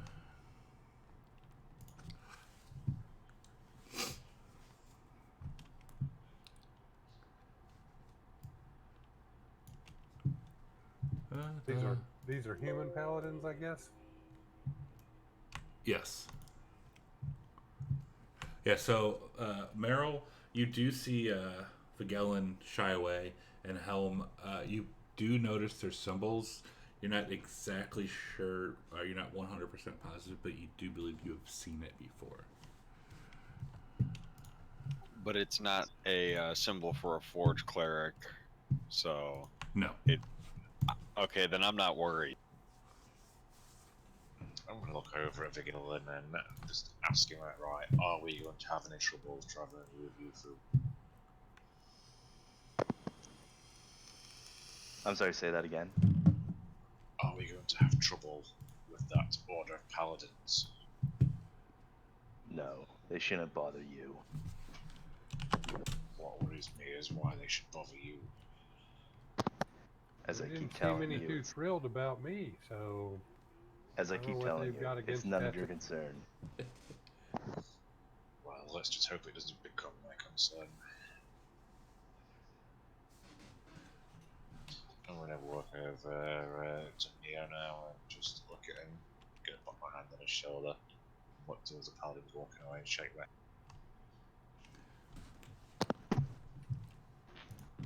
Yeah, poor Mir. Maybe they just don't like tieflings. racist bastards. I'm just gonna look at Vigilin. What did you do? It done something. Vigilin's just not gonna answer, just gonna try and...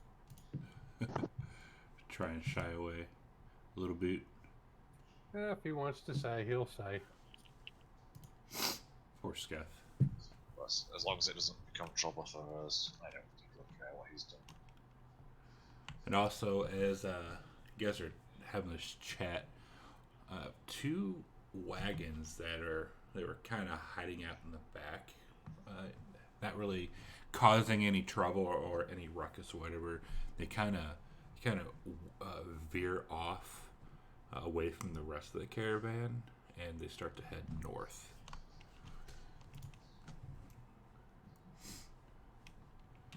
Any markings on those caravans? They are black, no markings. and the people going along with it, they're just in standard, regular, human clothing. Like they have short swords, but they're sheathed. And thank you for that follow. Do we have a chance to recognize to see if there's any illusion spell? They're about 100 feet away. I'm not exactly sure if you would notice that.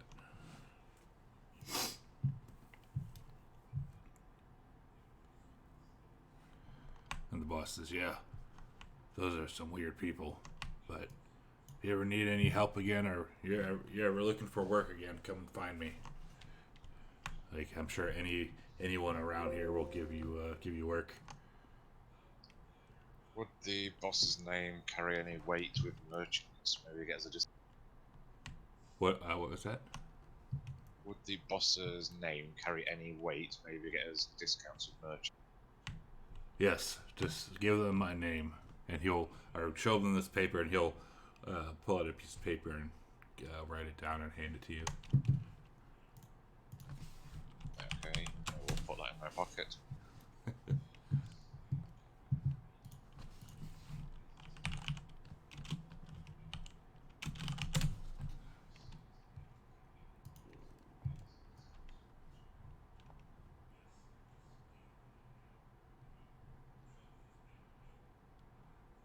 And Helm, I was incorrect. This is their symbol. I'll put that in Discord. So yeah, I would almost assume that you actually would have noticed them. So they're all paladins of hell. Oh shit. Yep. I apologize. No, You're not going to be very welcome here. they're a hated enemy of my god. Yep. So yes, you do notice that symbol, but they continue walking. Like, they don't even give you a second glance after, seeing Miranda getting yeah. I do kind of find it like super ironic that we have a Tempest cleric named Helen. I was thinking the Yeah. same thing. Well, that's one of the other reasons I settled on Talos. I saw that it's enemies, and I'm just like, oh, that is perfect. Mine. Because I was kind of trying to figure out, should I go Tempest or Death Cleric? But Tempest seemed a bit more fitting. You should be more concerned of yourself than Helm.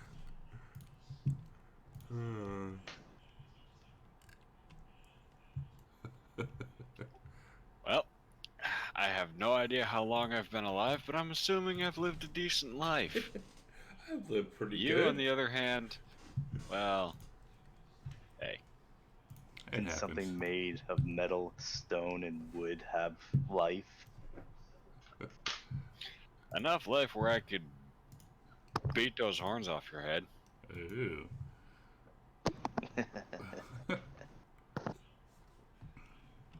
So mean. Wonder what fried tiefling wings taste like. So rough, mean. But yeah, you guys. I'll be sure to turn you. I'll be sure to turn you into buckets once you're deceased. You know what? This conversation bores me. Wake me up when your grandchildren are dying of old age.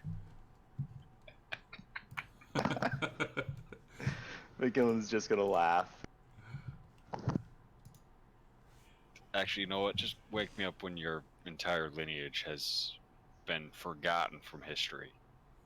So, yo, Snaps, can you wake me up tomorrow? God. That's awesome. McGillen's just gonna shake his head. If only you knew, Metal Man. Alright, so we have arrived in the water deeps. You have. And and you've seen, most of these, all the wagons basically, except for 2, all basically came into the same places. And for flavor's sake, you guys are free to wander around, do what you want. The hook essentially is to go and follow those wagons, but you guys are free to do what you want. Vigilin will stay with the wagons. Not wanting to really explore that much. Yeah, I'm gonna be sticking close to the wagons. While I might enjoy combat, I don't feel like taking on a entire group of paladins. I would like to find a center of knowledge. Okay. So yes, you ask one of the guards. He looks at you with disgust, and he will tell you where the closest one is. It's roughly about 2 blocks away. Well, assuming that this facial expression everyone seems to use is the one that's appropriate when you meet a new person, I will mirror it back to him as I thank him for the information. He will just shake his head. I'll head for the center of knowledge, which would be, I'm assuming, the library or something like that. Correct. And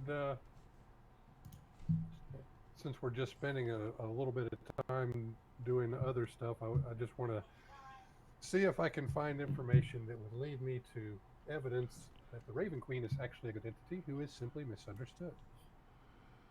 So looking around, you search some books, you find some more information out, or what you can. You don't really find anything on the Raven Queen other than that she's kind of bad and mean, but this is kind of like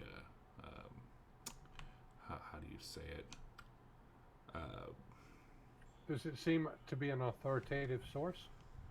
Yeah, it would. God, I don't know any big name authors off the top of my head in Waterdeep, but they're just assuming they're written by like priests or whatever. Like you're kind of in a Volo. There you go, Volo. Yeah, Volo. Well, that's disappointing. I must keep searching. Sounds more like the subject that Xanathar would But yeah. Well, I'll keep looking at my next opportunity and move along with the group with the weapon. Well, Maryl's going to shortly disappear and find a weapon.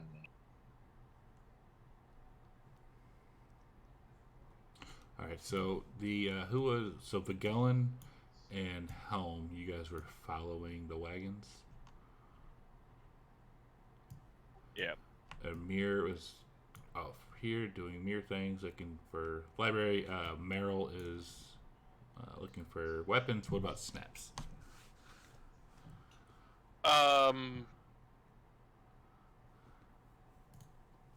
God, this is a real split party.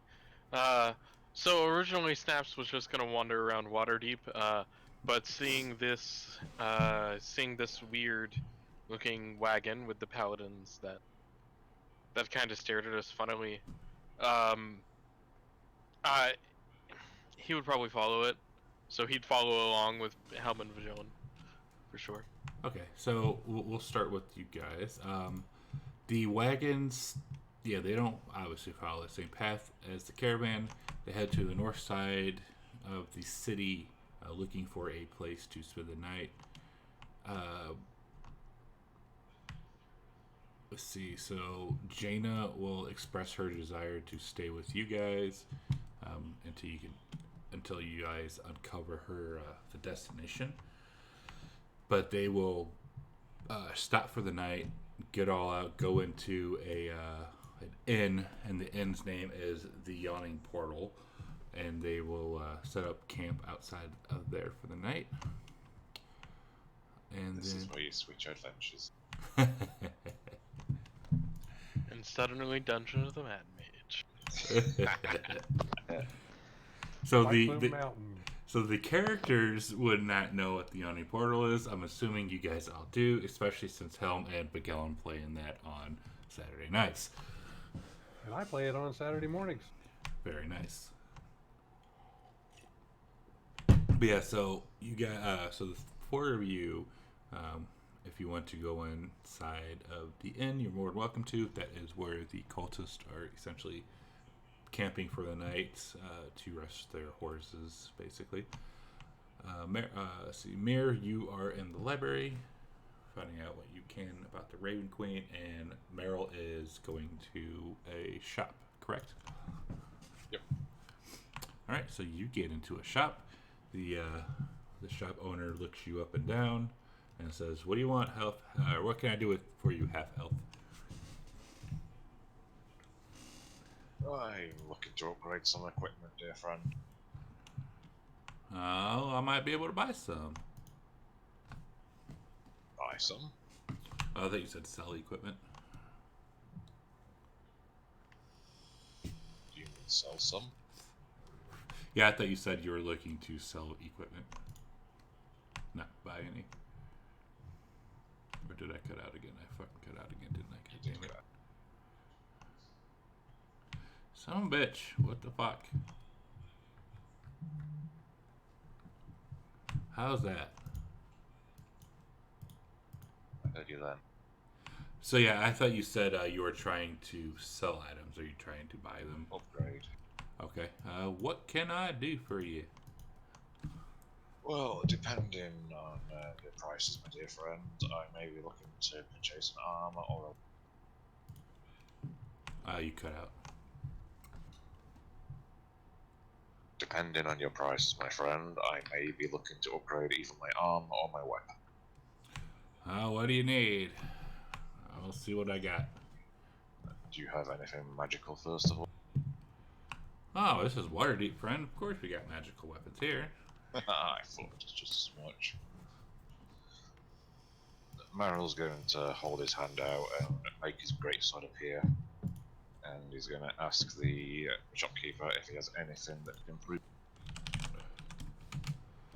Oh, I got some things. Hang on.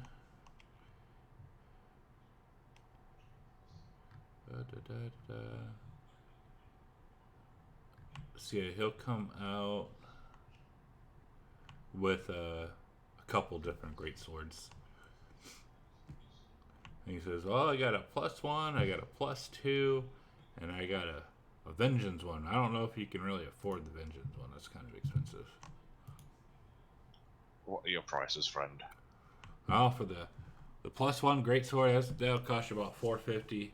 The +2, that's going to be about $900, and then the vengeance great sword, that's cost you about $2,000. I see. Maybe a little bit out of my price league at the moment. Just as Mario's considering that, he's going to reach into his pocket, look at the note, and pass it to the Pass it to the shopkeep. Mm-hmm.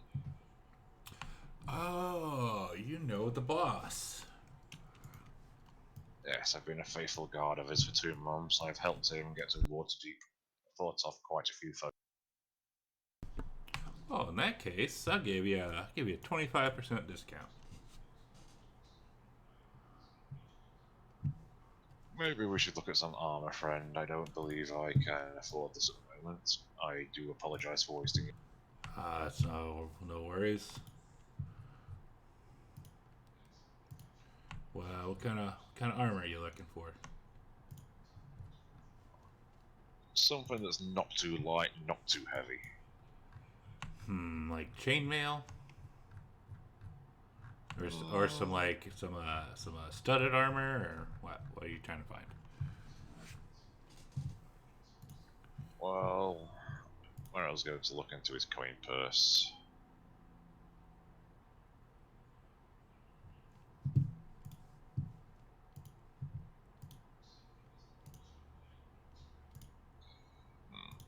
I wonder.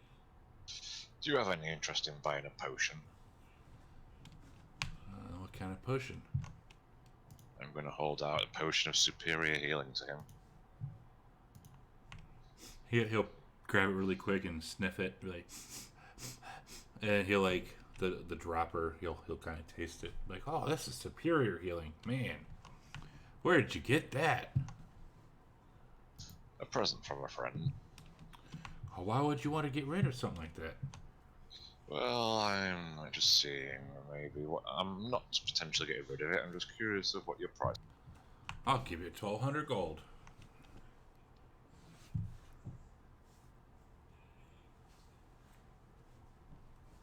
That's actually not bad. 1,200 gold. Where else considering? Does he want a weapon or does he want a potion? I was just thinking maybe Merrill passed straight out from hearing that. From what? Sorry. From hearing 1,200 gold. Yeah, he was a bit taken back by that.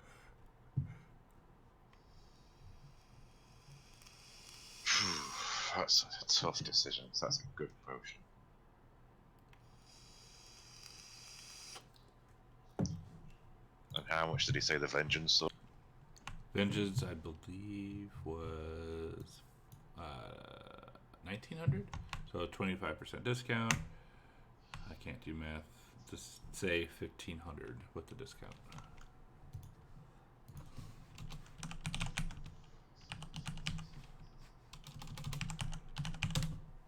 La la la. How much, sorry? 1,500 for the greatsword with discount.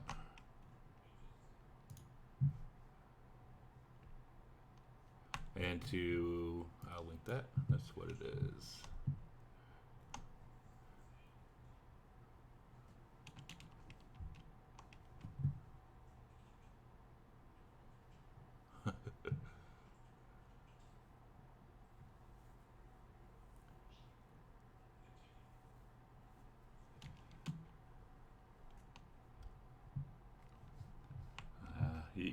Yeah, you should be able to read that, right?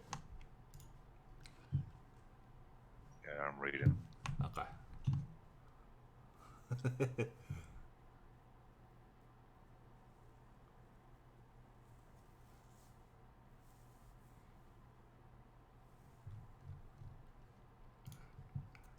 Damned if you do, damned if you don't. Is it gonna be cursed, like it says here? Is Meryl gonna have a strange relationship with this sword now? He just may if he decides to get it.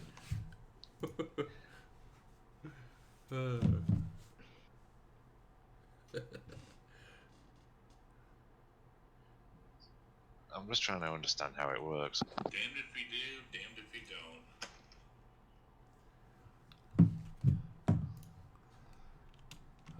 So yeah, as long as you have it, you don't want to get rid of it. You keep it on you at all times. You have. It becomes your precious. Exactly. You have disadvantage on rolls made with weapons other than this one. Whenever you take damage, you gotta succeed on a 15 wisdom save. On a failed save, you must attack that creature that damaged you until you die or it does.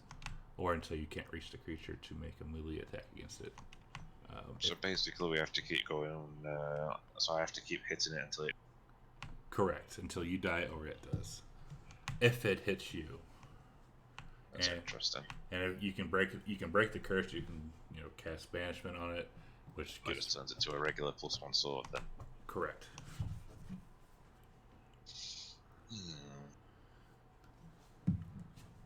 So it could be shit like, say, you're attacking like 3 enemies, they're kind of circled around you, and one that's 20 feet away hits you with the spell, you fail that save. Well, you got to go attack that one. Do I have to do that on my turn, or is it like a free action? What do you mean? So on a failed save, you must attack the creature that damaged you until you drop to 0. So basically, I have to attack it on every turn. Correct.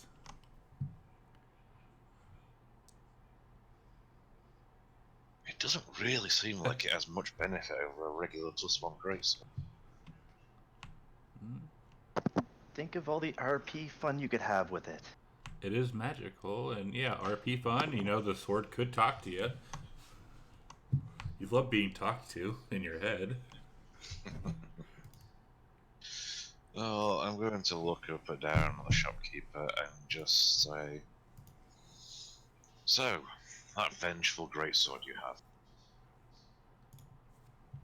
Aye. Maybe you could strike me a little bit better deal. I give you this potion in exchange for it plus 100. So you want me to give you a 1900 gold weapon for 1200 or for 1300? Well, you offered it for 1500 with a discount. Well, I'm trying to barter a bit. If he says no, He'll be like, He'll look you up and down. He'll look. He'll be like, do you have anything else to offer in exchange or on top of what you already are offering?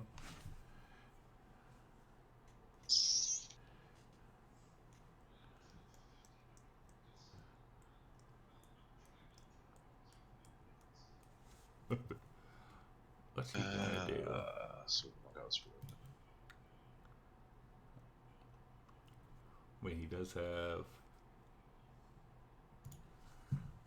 2 greater healing potions, so who knows? I don't know. What do you think, Stream Chat? Should he do it or should he not do it? I personally... I can offer him my greatsword at 50 gold. And you have prestidigitation. Yep.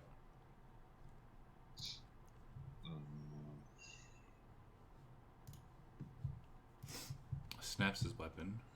I don't particularly want to part with my potions of great. Aw, come on, man. You should do it.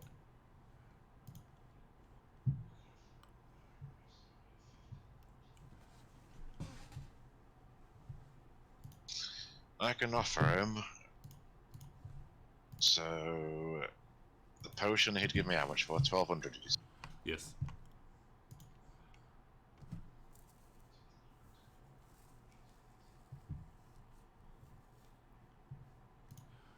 $1,200. I can offer him 1423 worth of stuff. What the what? I can offer him 1423's worth of stuff. Deal. So I'll give him my sword and 173 GP. And the potion. Yep, and the hit superior.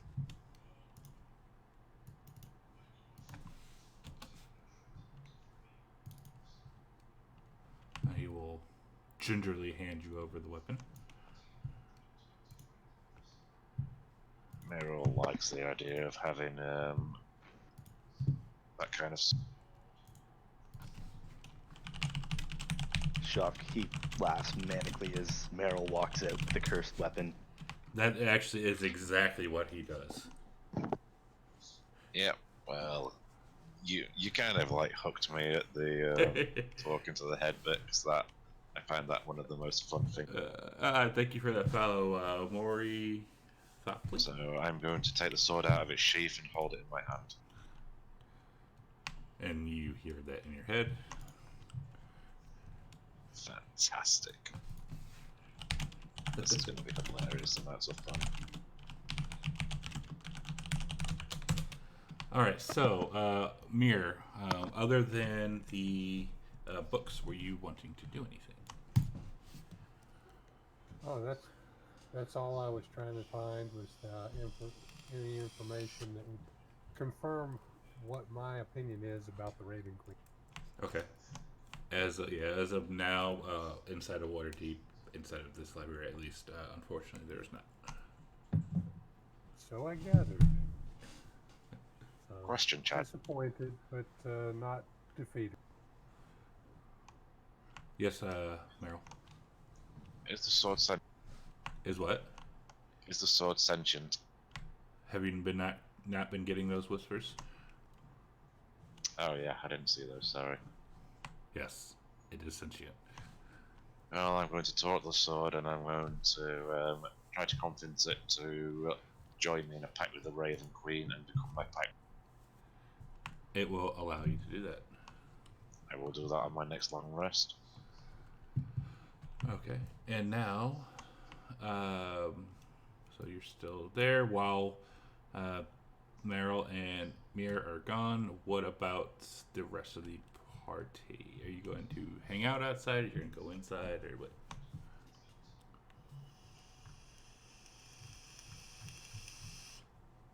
Snaps would at least like to hang out outside. He doesn't want to get into any trouble with the rest of the party.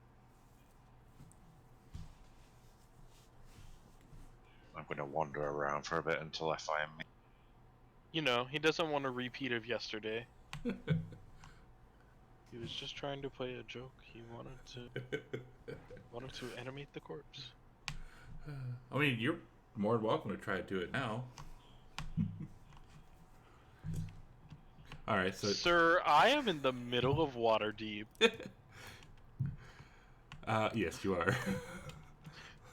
No. You already got 2 people that have probably pissed off the paladins. Why not have a third? So, Vigilin and Helm, are you hanging out outside with Snaps? Yes, but I'm kind of tucked. Like, I'm not hiding, but you're not gonna see me easily.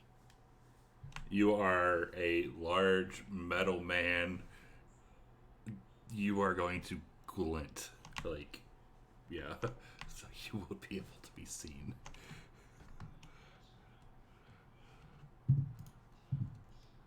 You are, yeah, how, let's see. Yeah, you are a 6 foot tall, 350 pound metal creature.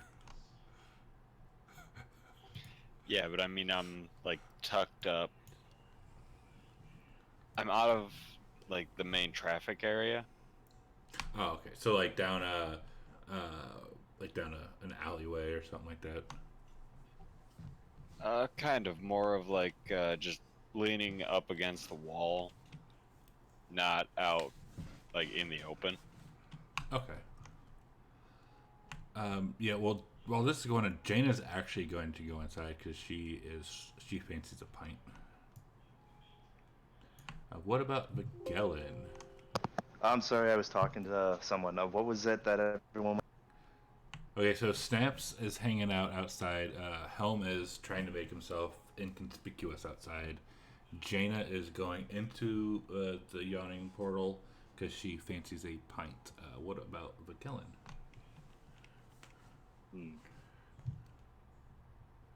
Vigilin will just kind of nonchalantly, just kind of slip away, trying not to draw too much attention to him as he heads towards the location he seems to know the way to. What location? Are you just trying to like just go off wherever? Or? Yeah, he's just heading off to his old family home. Okay. Well, thank you for that follow, Sterile Still. Appreciate that. And I'll leave it at that for now. He's just kind of off doing his own thing. As you're heading, okay, so yeah, so now you are away from Snaps and Helm. Vigilin is doing Vigilin things. Jane is inside the bar. Meryl, you are walking. Yeah, so Meryl, you are walking. You see Mir just doing Mir things. Yeah, but you guys, the two of you know that the rest of the party went north in the city trying to find out what these wagons were doing. Wow, it seems like we can then walk together to go north to catch up with them. Meryl will walk with Mia periodically, just talking to his. Yeah. Well, that's a new thing. Yeah, you do see him talking to his new thing. Meryl Well, does the sword look a lot different from his old one? Meryl, how does your sword look like? Well, at the moment, the sword is not my packed weapon, as I have to have a long rest for that. So, the tentacles are not there at the moment, which is like a gift from the Raven Queen. So the sword, you'll just see it's like a regular greatsword. It's got a red leather wrapped handle, but instead of the steel being like a regular grey colour, it's tinted black. And there's like a kind of like a skull on the hilt, and there's 2 rubies as the skull size. Hey, you found a new toy, huh?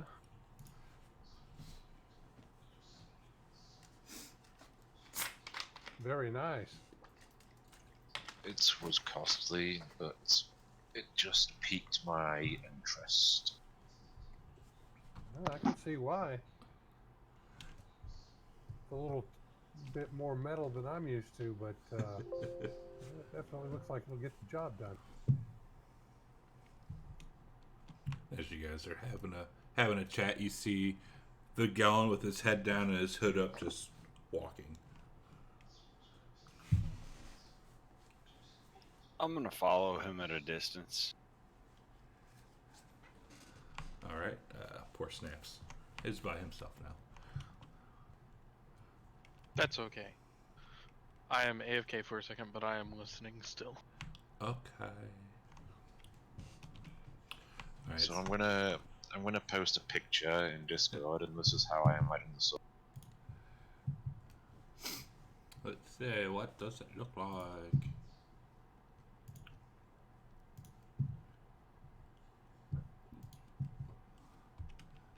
Ooh. Fancy. How do you even hold the thing? Yeah, I would say the hilt is a little bit, like the head's a little bit smaller, so you can grip it. Yeah. Well, I was thinking that the skull looks like a guard. Yeah, like from a rapier or something like that. Yeah, it's like a shell guard. Oh yeah. Yeah. That's cool, actually. Yeah, I like that. That's a cool looking picture. All right, yeah. So Helm, you're following the Gallon at a distance. Meryl and Mir, you're hanging out or just talking. You see the Gallon kind of walking by. You also see kind of like a statue of a oh shit. Really quick, 1 second.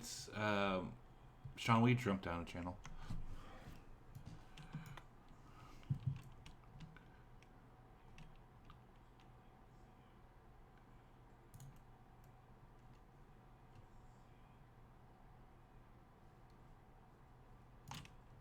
There we go. So I got a question really quick. Oh, okay. What's up? Huck Norse, is he still alive? Last I heard, yeah. Okay, he's a human? Yes, because Reginald's mom is an elf. Awesome. Okay, that's all I needed to know, please. We can head back up. Okay. Okay, so yeah, sorry about that. You guys see like Mira and Meryl where you're at. On the other side, like in the center, basically, of a big old statue of a man. He's carrying like an adventurer's pack, and he has like a pick and like some rope hanging on his belt. And you see on a plaque in honor of Huck Norse. Huck Norse. That's a heroic name if I ever heard one.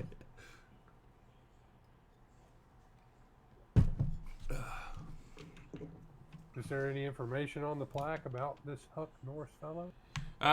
You can see it says on the bottom, like underneath the plaque, like a list of his achievements and his accomplishments throughout his life. And it also says the proud father of Reginald and husband to list his wife's name. That's amazing. I love it.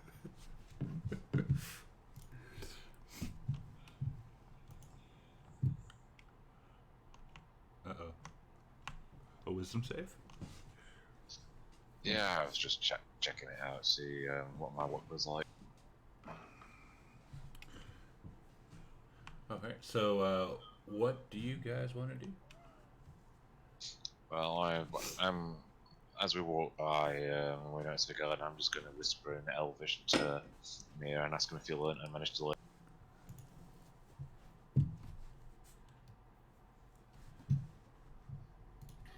Yeah, I was answering. Awesome.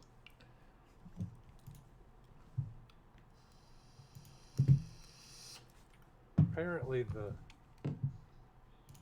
scholars here are no more educated than in other places that I've seen.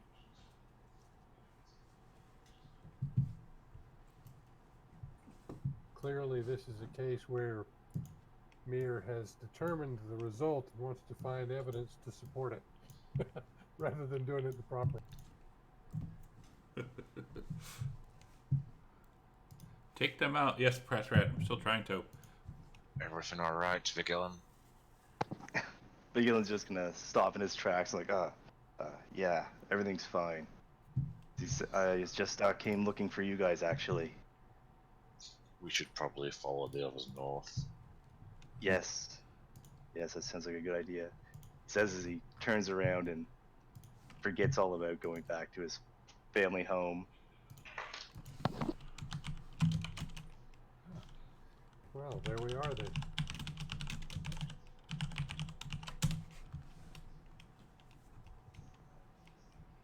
And Norse. as you Vigilan's just gonna like pick his head up a little as he hears the words cry out. and you see a large, like, you know, he's very wide around the midsection tiefling head up to you and give you a big ol' hug. Vigilan's just gonna kind of groan a little, just gonna like, I don't know you. Sure you do. Everyone's been wondering where you went, and you're here with you're back with these elves. He says he kind of shoves him off.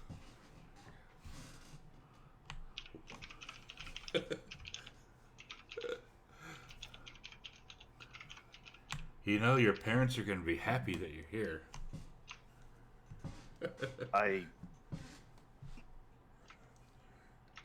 As he switches to common.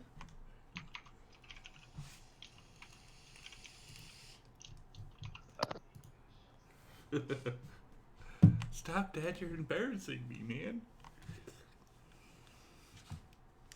Well, you know, I agree, but it's been a few years since they've seen you, and they all thought you were dead.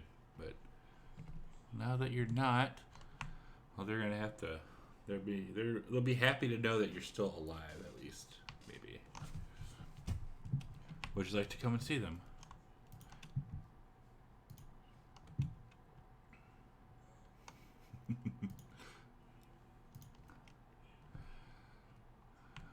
Okay, well, you know the way. They'll be expecting you. I'll let them know, and he'll turn around and walk away.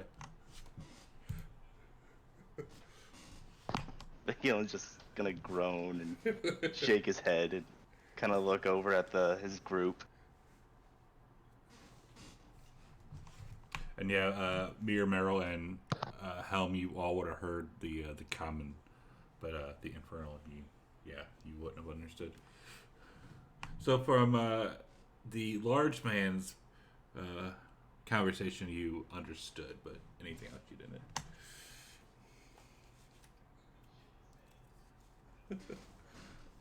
Oh, come on, that's some good RP right there, man. Some great RP.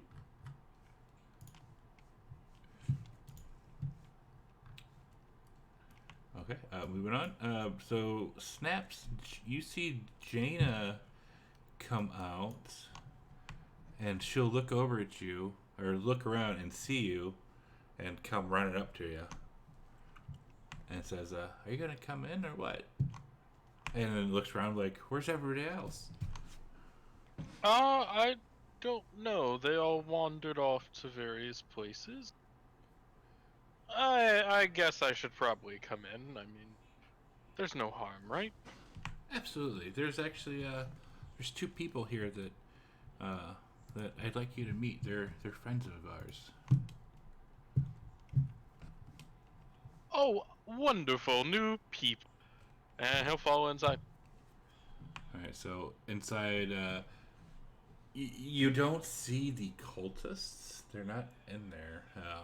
The inn itself is it's populated. There's elves and tieflings and all around inside. They're just having a party and drinking and eating. And she'll lead you off into a corner, and you'll see basically a woman. She's an elf, and she's like really really refined looking, and then she's also sitting next to a human woman with silver hair. She is a human, and they will ask you and say, Jane has told us a lot about your party. Welcome. Do they look familiar at all? They do not.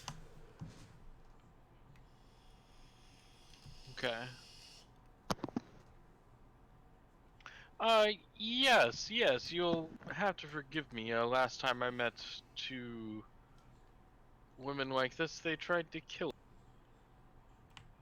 As they'll laugh a little bit, and the silver-haired woman will just start saying, "Don't worry, child. We're not going to kill you."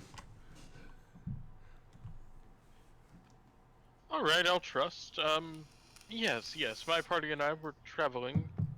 We finally made it on to Waterdeep. Few snags along the way, but nothing we couldn't take care of. Yes. Are you going to continue following the cultists? They're downstairs for the night, but when they leave, are you going to try and go with them? You mean the cultists are here? Yeah, so they're inside of the yawning portal. That's where they went, but you don't see them in this section. Right. Which floor am I on? Am I on the first, second, or third? You are on the first. Okay, first floor. Okay. And how far am I away from the well? But You are not aware of the well. I'm not aware of the giant gate. Okay, that's fine. Fair enough. Okay. Yes, we will probably follow the cultists on our way out, but I don't know. I don't know what Jaina here has told you, but we're just looking for curiosities.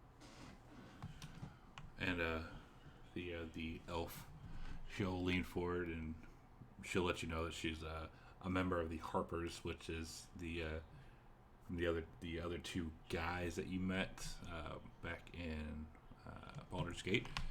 She's actually the one of the leaders, and she sits on the council. So she'll say that basically let you know that the cultists, their goal is to raise Tiamat, bring her back from Avernus, and that you must follow them and find the worm speaker at all costs and stop it. Yes, that blonde-haired woman who was on the caravan with us. Yes. If we're all heading back to the inn, should we skip to us arriving there so we can be there for this conversation? I wasn't sure what you guys were doing. Oh yeah, like Vigilin would probably just head back. Okay. So is Mir and Meryl and Helm going to go with him? We will follow in off, I do believe. All right. So yeah, you guys walk in. I guess you guys can walk in and seeing that Snaps isn't outside wander in, and you can see him talking to these two people.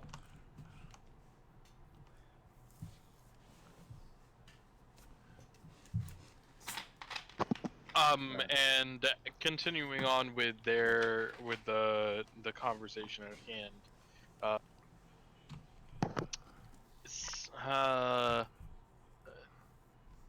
do you have Jaina, the one who was traveling with you, that the man who had hired us on said was his nephew? Is he part of their organization as well? And she starts to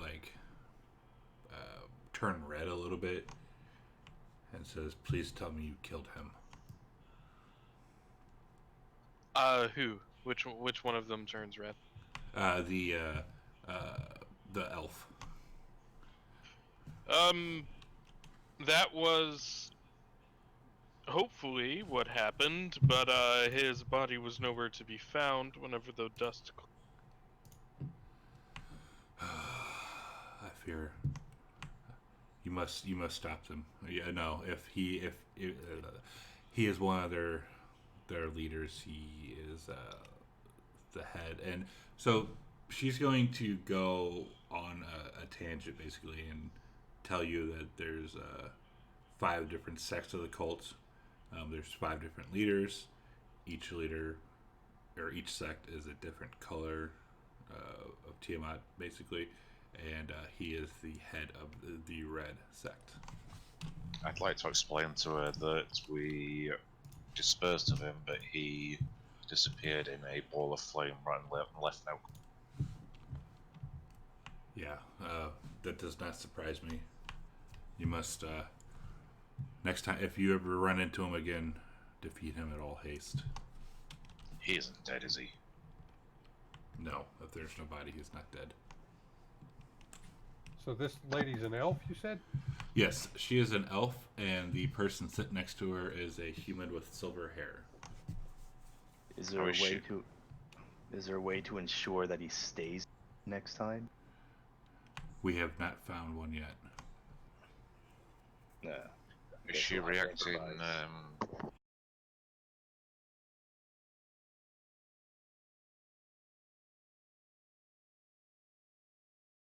She's not actively mad at you or disgusted in you or anything.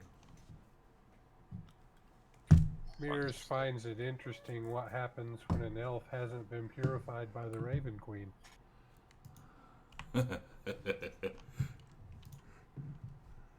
Marrow sticks very close to me. He likes him a lot.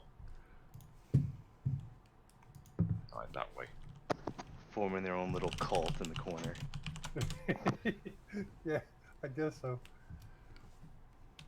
We stick together. We ride together. Birds of a feather? Oh, ho, ho, ho. See what I did? I was just thinking the same. We ride together, we die together. Wow. Definitely sounds like a worthwhile endeavor to embark on as I try to find this information that I seek. I was just thinking, maybe these cultists have books on information you seek. Well, they must have some learned people amongst them. They apparently have a large organization with a lot of tentacles in different parts of the world. They also have a lot of powerful spellcasters. And with a lot of powerful spellcasters becomes a lot of them. Did they say their names? Did Jaina introduce? They did not. Okay. Ladies, before we go any farther, what were your names? The elf, she says her name is Remalia Haventree, and the woman, the human woman, her name is Elia. Elia, I guess that's how you pronounce it. Ilya? Sure. But Gillen will pause for a minute, but then just be like, I'm Vigilin Creed. We know who you are. Ah, that's a little suspicious and unsettling. Well, your family is very prominent here. And she says this in front of everybody. He's just gonna, like, drop his head because he thought she was talking about, like, their organization. Already known about their... Snaps just turns. Yeah, Meryl's also turning after hearing that. Helm is just gonna very slowly kind of turn his head and kind of side-eye Vigilin. And Mirror looks completely oblivious. Vigilin's just gonna try and stone face looking forward, trying to ignore everybody until he just snaps. What? What? Would you like care to tell us about your family, Vigilin? It's just a house of noble knights here in Waterdeep for a while. Poor Vigilin.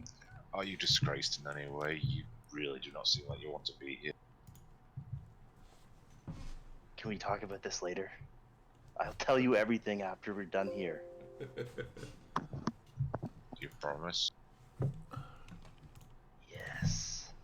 I will hold you to that. As and Mir, yes, she does look you up and down, and rather perplexed, saying, "I'm surprised to see your kind out here." My kind?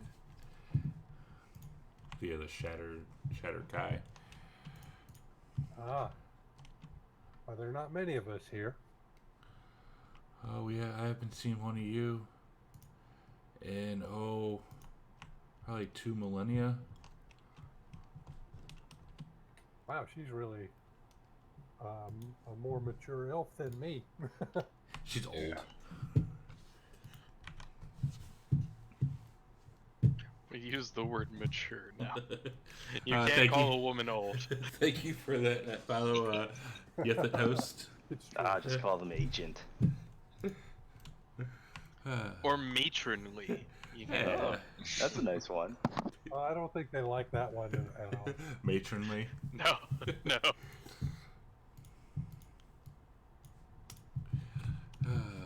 Vigilin, after addressing his party, he's gonna turn back to them like, please go on if you have any intel or information that you have for us. I believe I've told you all that we know right now. This is still very, very new. Even though it's been rumored for a while, it's very new. I'm like, Do you know where the cultists will go after they leave here tomorrow? We do not. That's why we are asking you to follow. After a few mugs of ale and a good night's rest, I'd be more than happy to follow.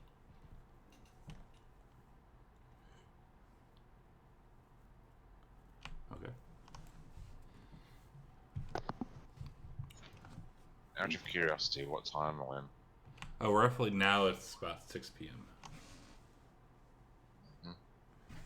And it's picking up a little bit inside. then I suppose we should have a few drinks. So, well, with that cultist business out of the way, I, for one, have never been to Waterdeep, or this great grand city, and it's all new to me. Why is this place called the Yawning... Never heard of portals that yawn. Hey there, Fred. And they will point over to the innkeep and say, "Might want to go ask him. We don't know him too much. He's older than all of us." And she'll point to an elderly-looking man. He's sitting down there playing the piano. What is he playing? Piano. Piano. Okay. Well, since the lady elf said she's a couple of millennia old, Mir can't help but try to Hey, Fred. see if she has any How's it going tonight? insight about the Raven Queen.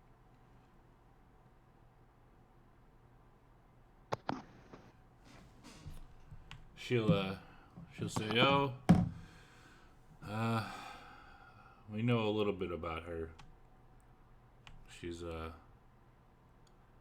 done her best. That's all I will say. She's neither good nor evil, but there is still too much to be learned."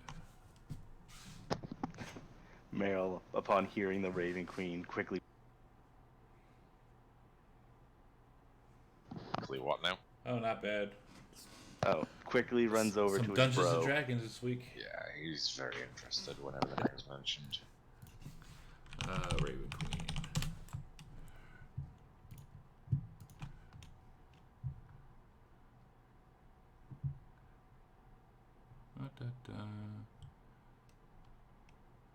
Yeah, she'll say that, you know, she's not as bad as people put her out to be, but there's still much to be learned.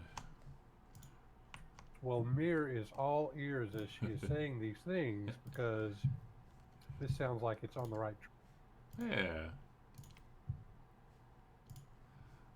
Yeah, just another lovely day. Did they not mention that the innkeep is older than all of them? Yeah, maybe he would have more information. Well, I don't want to interrupt him while he's playing. Well, my party's doing whatever it is they're doing. Can I offer you ladies a drink? The elf will happily take a glass of mulled wine, and the human will pass. No, he does that. What about Jaina? Oh, Jaina's, she's a couple pints deep already. Okay. Would you like a fresh drink, Jaina? Okay. Slurring a bit already. I'm not slurring, you're slurring. Maybe you should slow down. But regardless, yeah, Vigilin will buy them a drink and himself one. This time he'll drink. Why Mir has an A charisma. Yeah.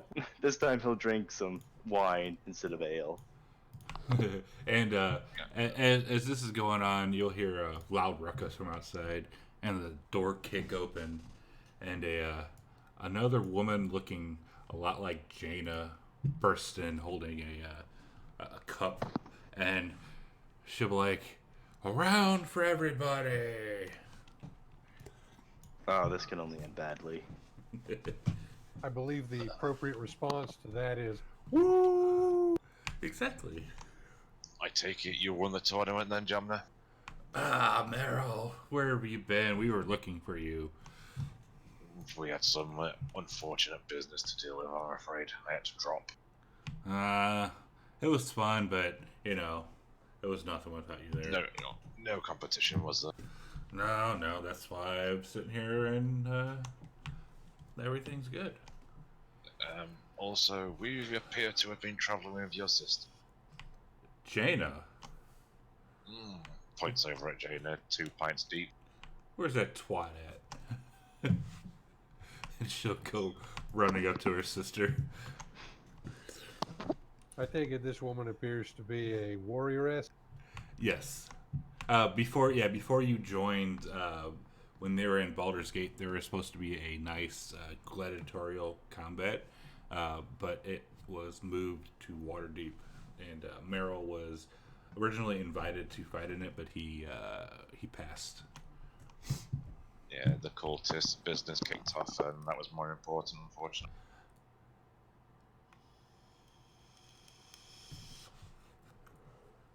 Yeah, they'll go back and forth with their sister, like talking and high pitched, little like how women talk when they they're around people they know and start getting white girl wasted. White girl wasted. Yes, they will. Jamna will ask for the Faerun equivalent of a White Claw.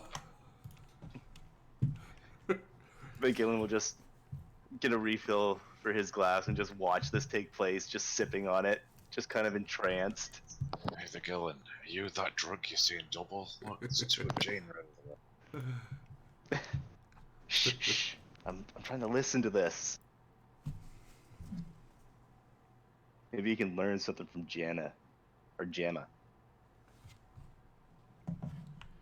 And no, they're just they're drinking. That's what their partying is. And Snaps is walking around looking all sophisticated with his mulled wine and his pinky up in the air. And he walks over to. He does see the well. You looking down it, you see like a winch with like a harness, whatever, to lower people down. And dropping a couple copper, it goes down pretty far, and then you hear a faint clink.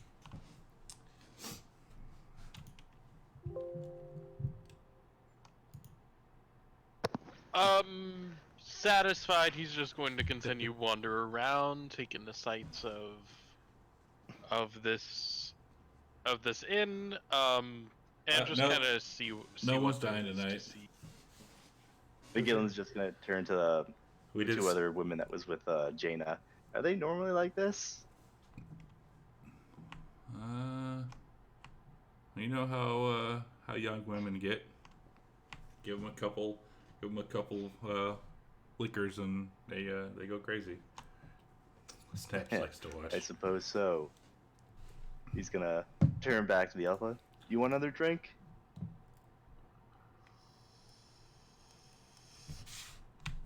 Two is good for me. Fair enough. The innkeep, he finishes at the piano and says, and clapping goes on or whatever, and he says, thank you, I'll be here all night, yada yada, and he'll walk up to the bar.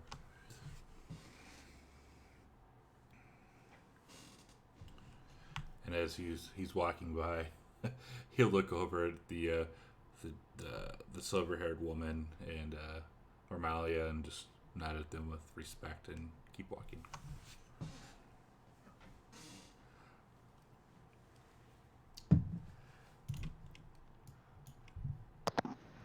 Well, this has been going on. Have we seen any movement or activity from the cultists, like coming or going from the floor that they're on?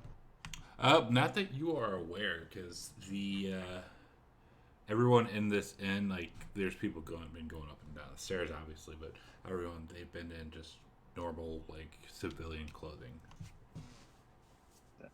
The Gillen's going to put down his wine glass and just kind of be like, if you'll excuse me, I've drank too much, and get up and start walking away, but instead of heading for the latrine or anything like that, he heads toward the stairs to go try and get closer to the cultists while all the commotion's going on. Alright, so you get up the first set of stairs, and there's a bunch of, the content, no. So you walk up the stairs, and, there's people walking up and down. It's a busy little place. You see a bunch of rooms, and a couple closed rooms, but nothing really out of the ordinary. It just appears to be like a normal inn. But Gillen will try putting on his best impersonation of being plastered and start just trying to open doors. you open the first door, and you see an orc and a Loxodon sitting in the room. Oh, sorry. I thought this was the bathroom, and just quickly closes the door and moves on to the next. This reminds me of something that I read. Yeah. Unholy union. I do like to type things in. You have no idea. I heard about that. It made me chuckle. Then you open the next door. You try to open the second door, and it is locked. But you hear from inside, "No, thank you." Is it? Gillen will just start knocking on the door. Let me in. I need to use the washroom. No, thank you. He gonna move on to the next one. And you walk in.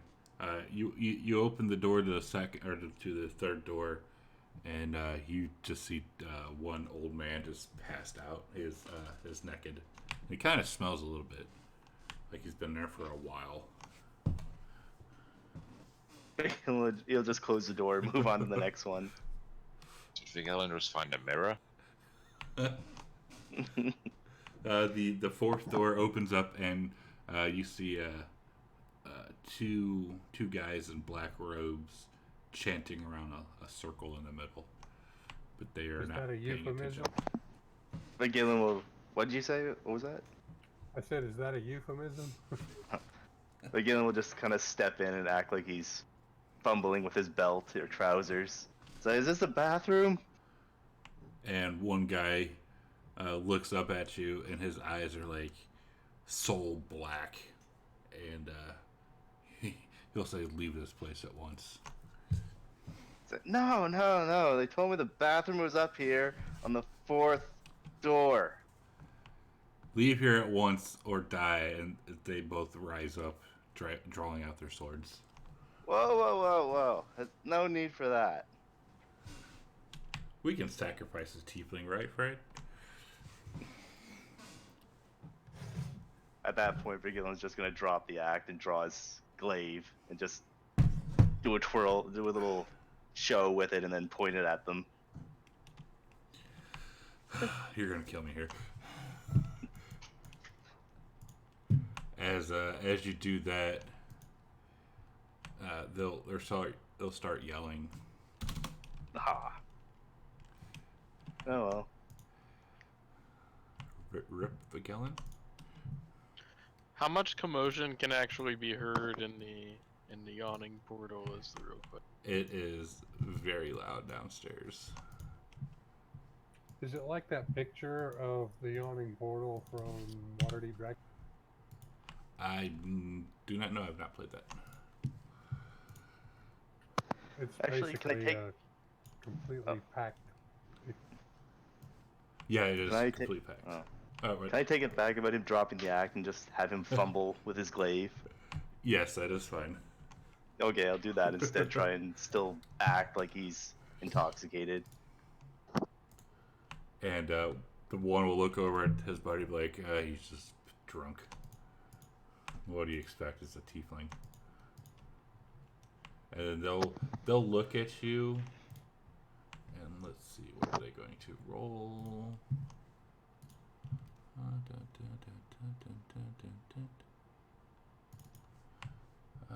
They'll look at you and be like, is that a creed? Is that Vigelen? Ah. He's just gonna thrust his glaive at one of them.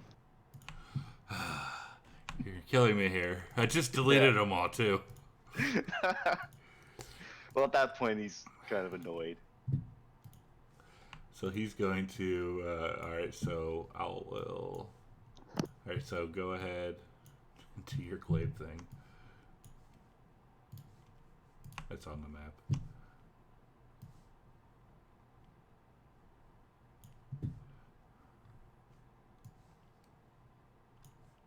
No, it's Ow. not Creed. As cultist number 2 yells, and from in the room, or from outside of the room, 2 more will run in. So Vigelen and Vigelen only initiative.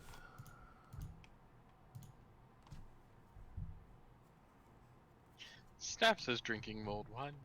You are. Alright, so cultist 2 moves in. Go ahead with your attack. Well, Fred, to answer your question, someone might die tonight, but I don't think so, other than the cultists. Alright, so number 4 is going to come in.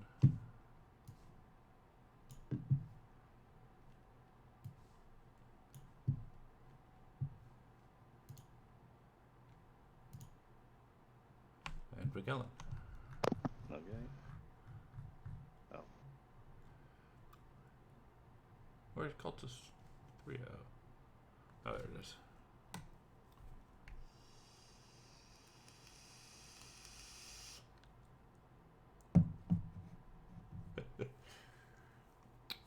I didn't think I knew I was going to die, but well, probably not. Nice.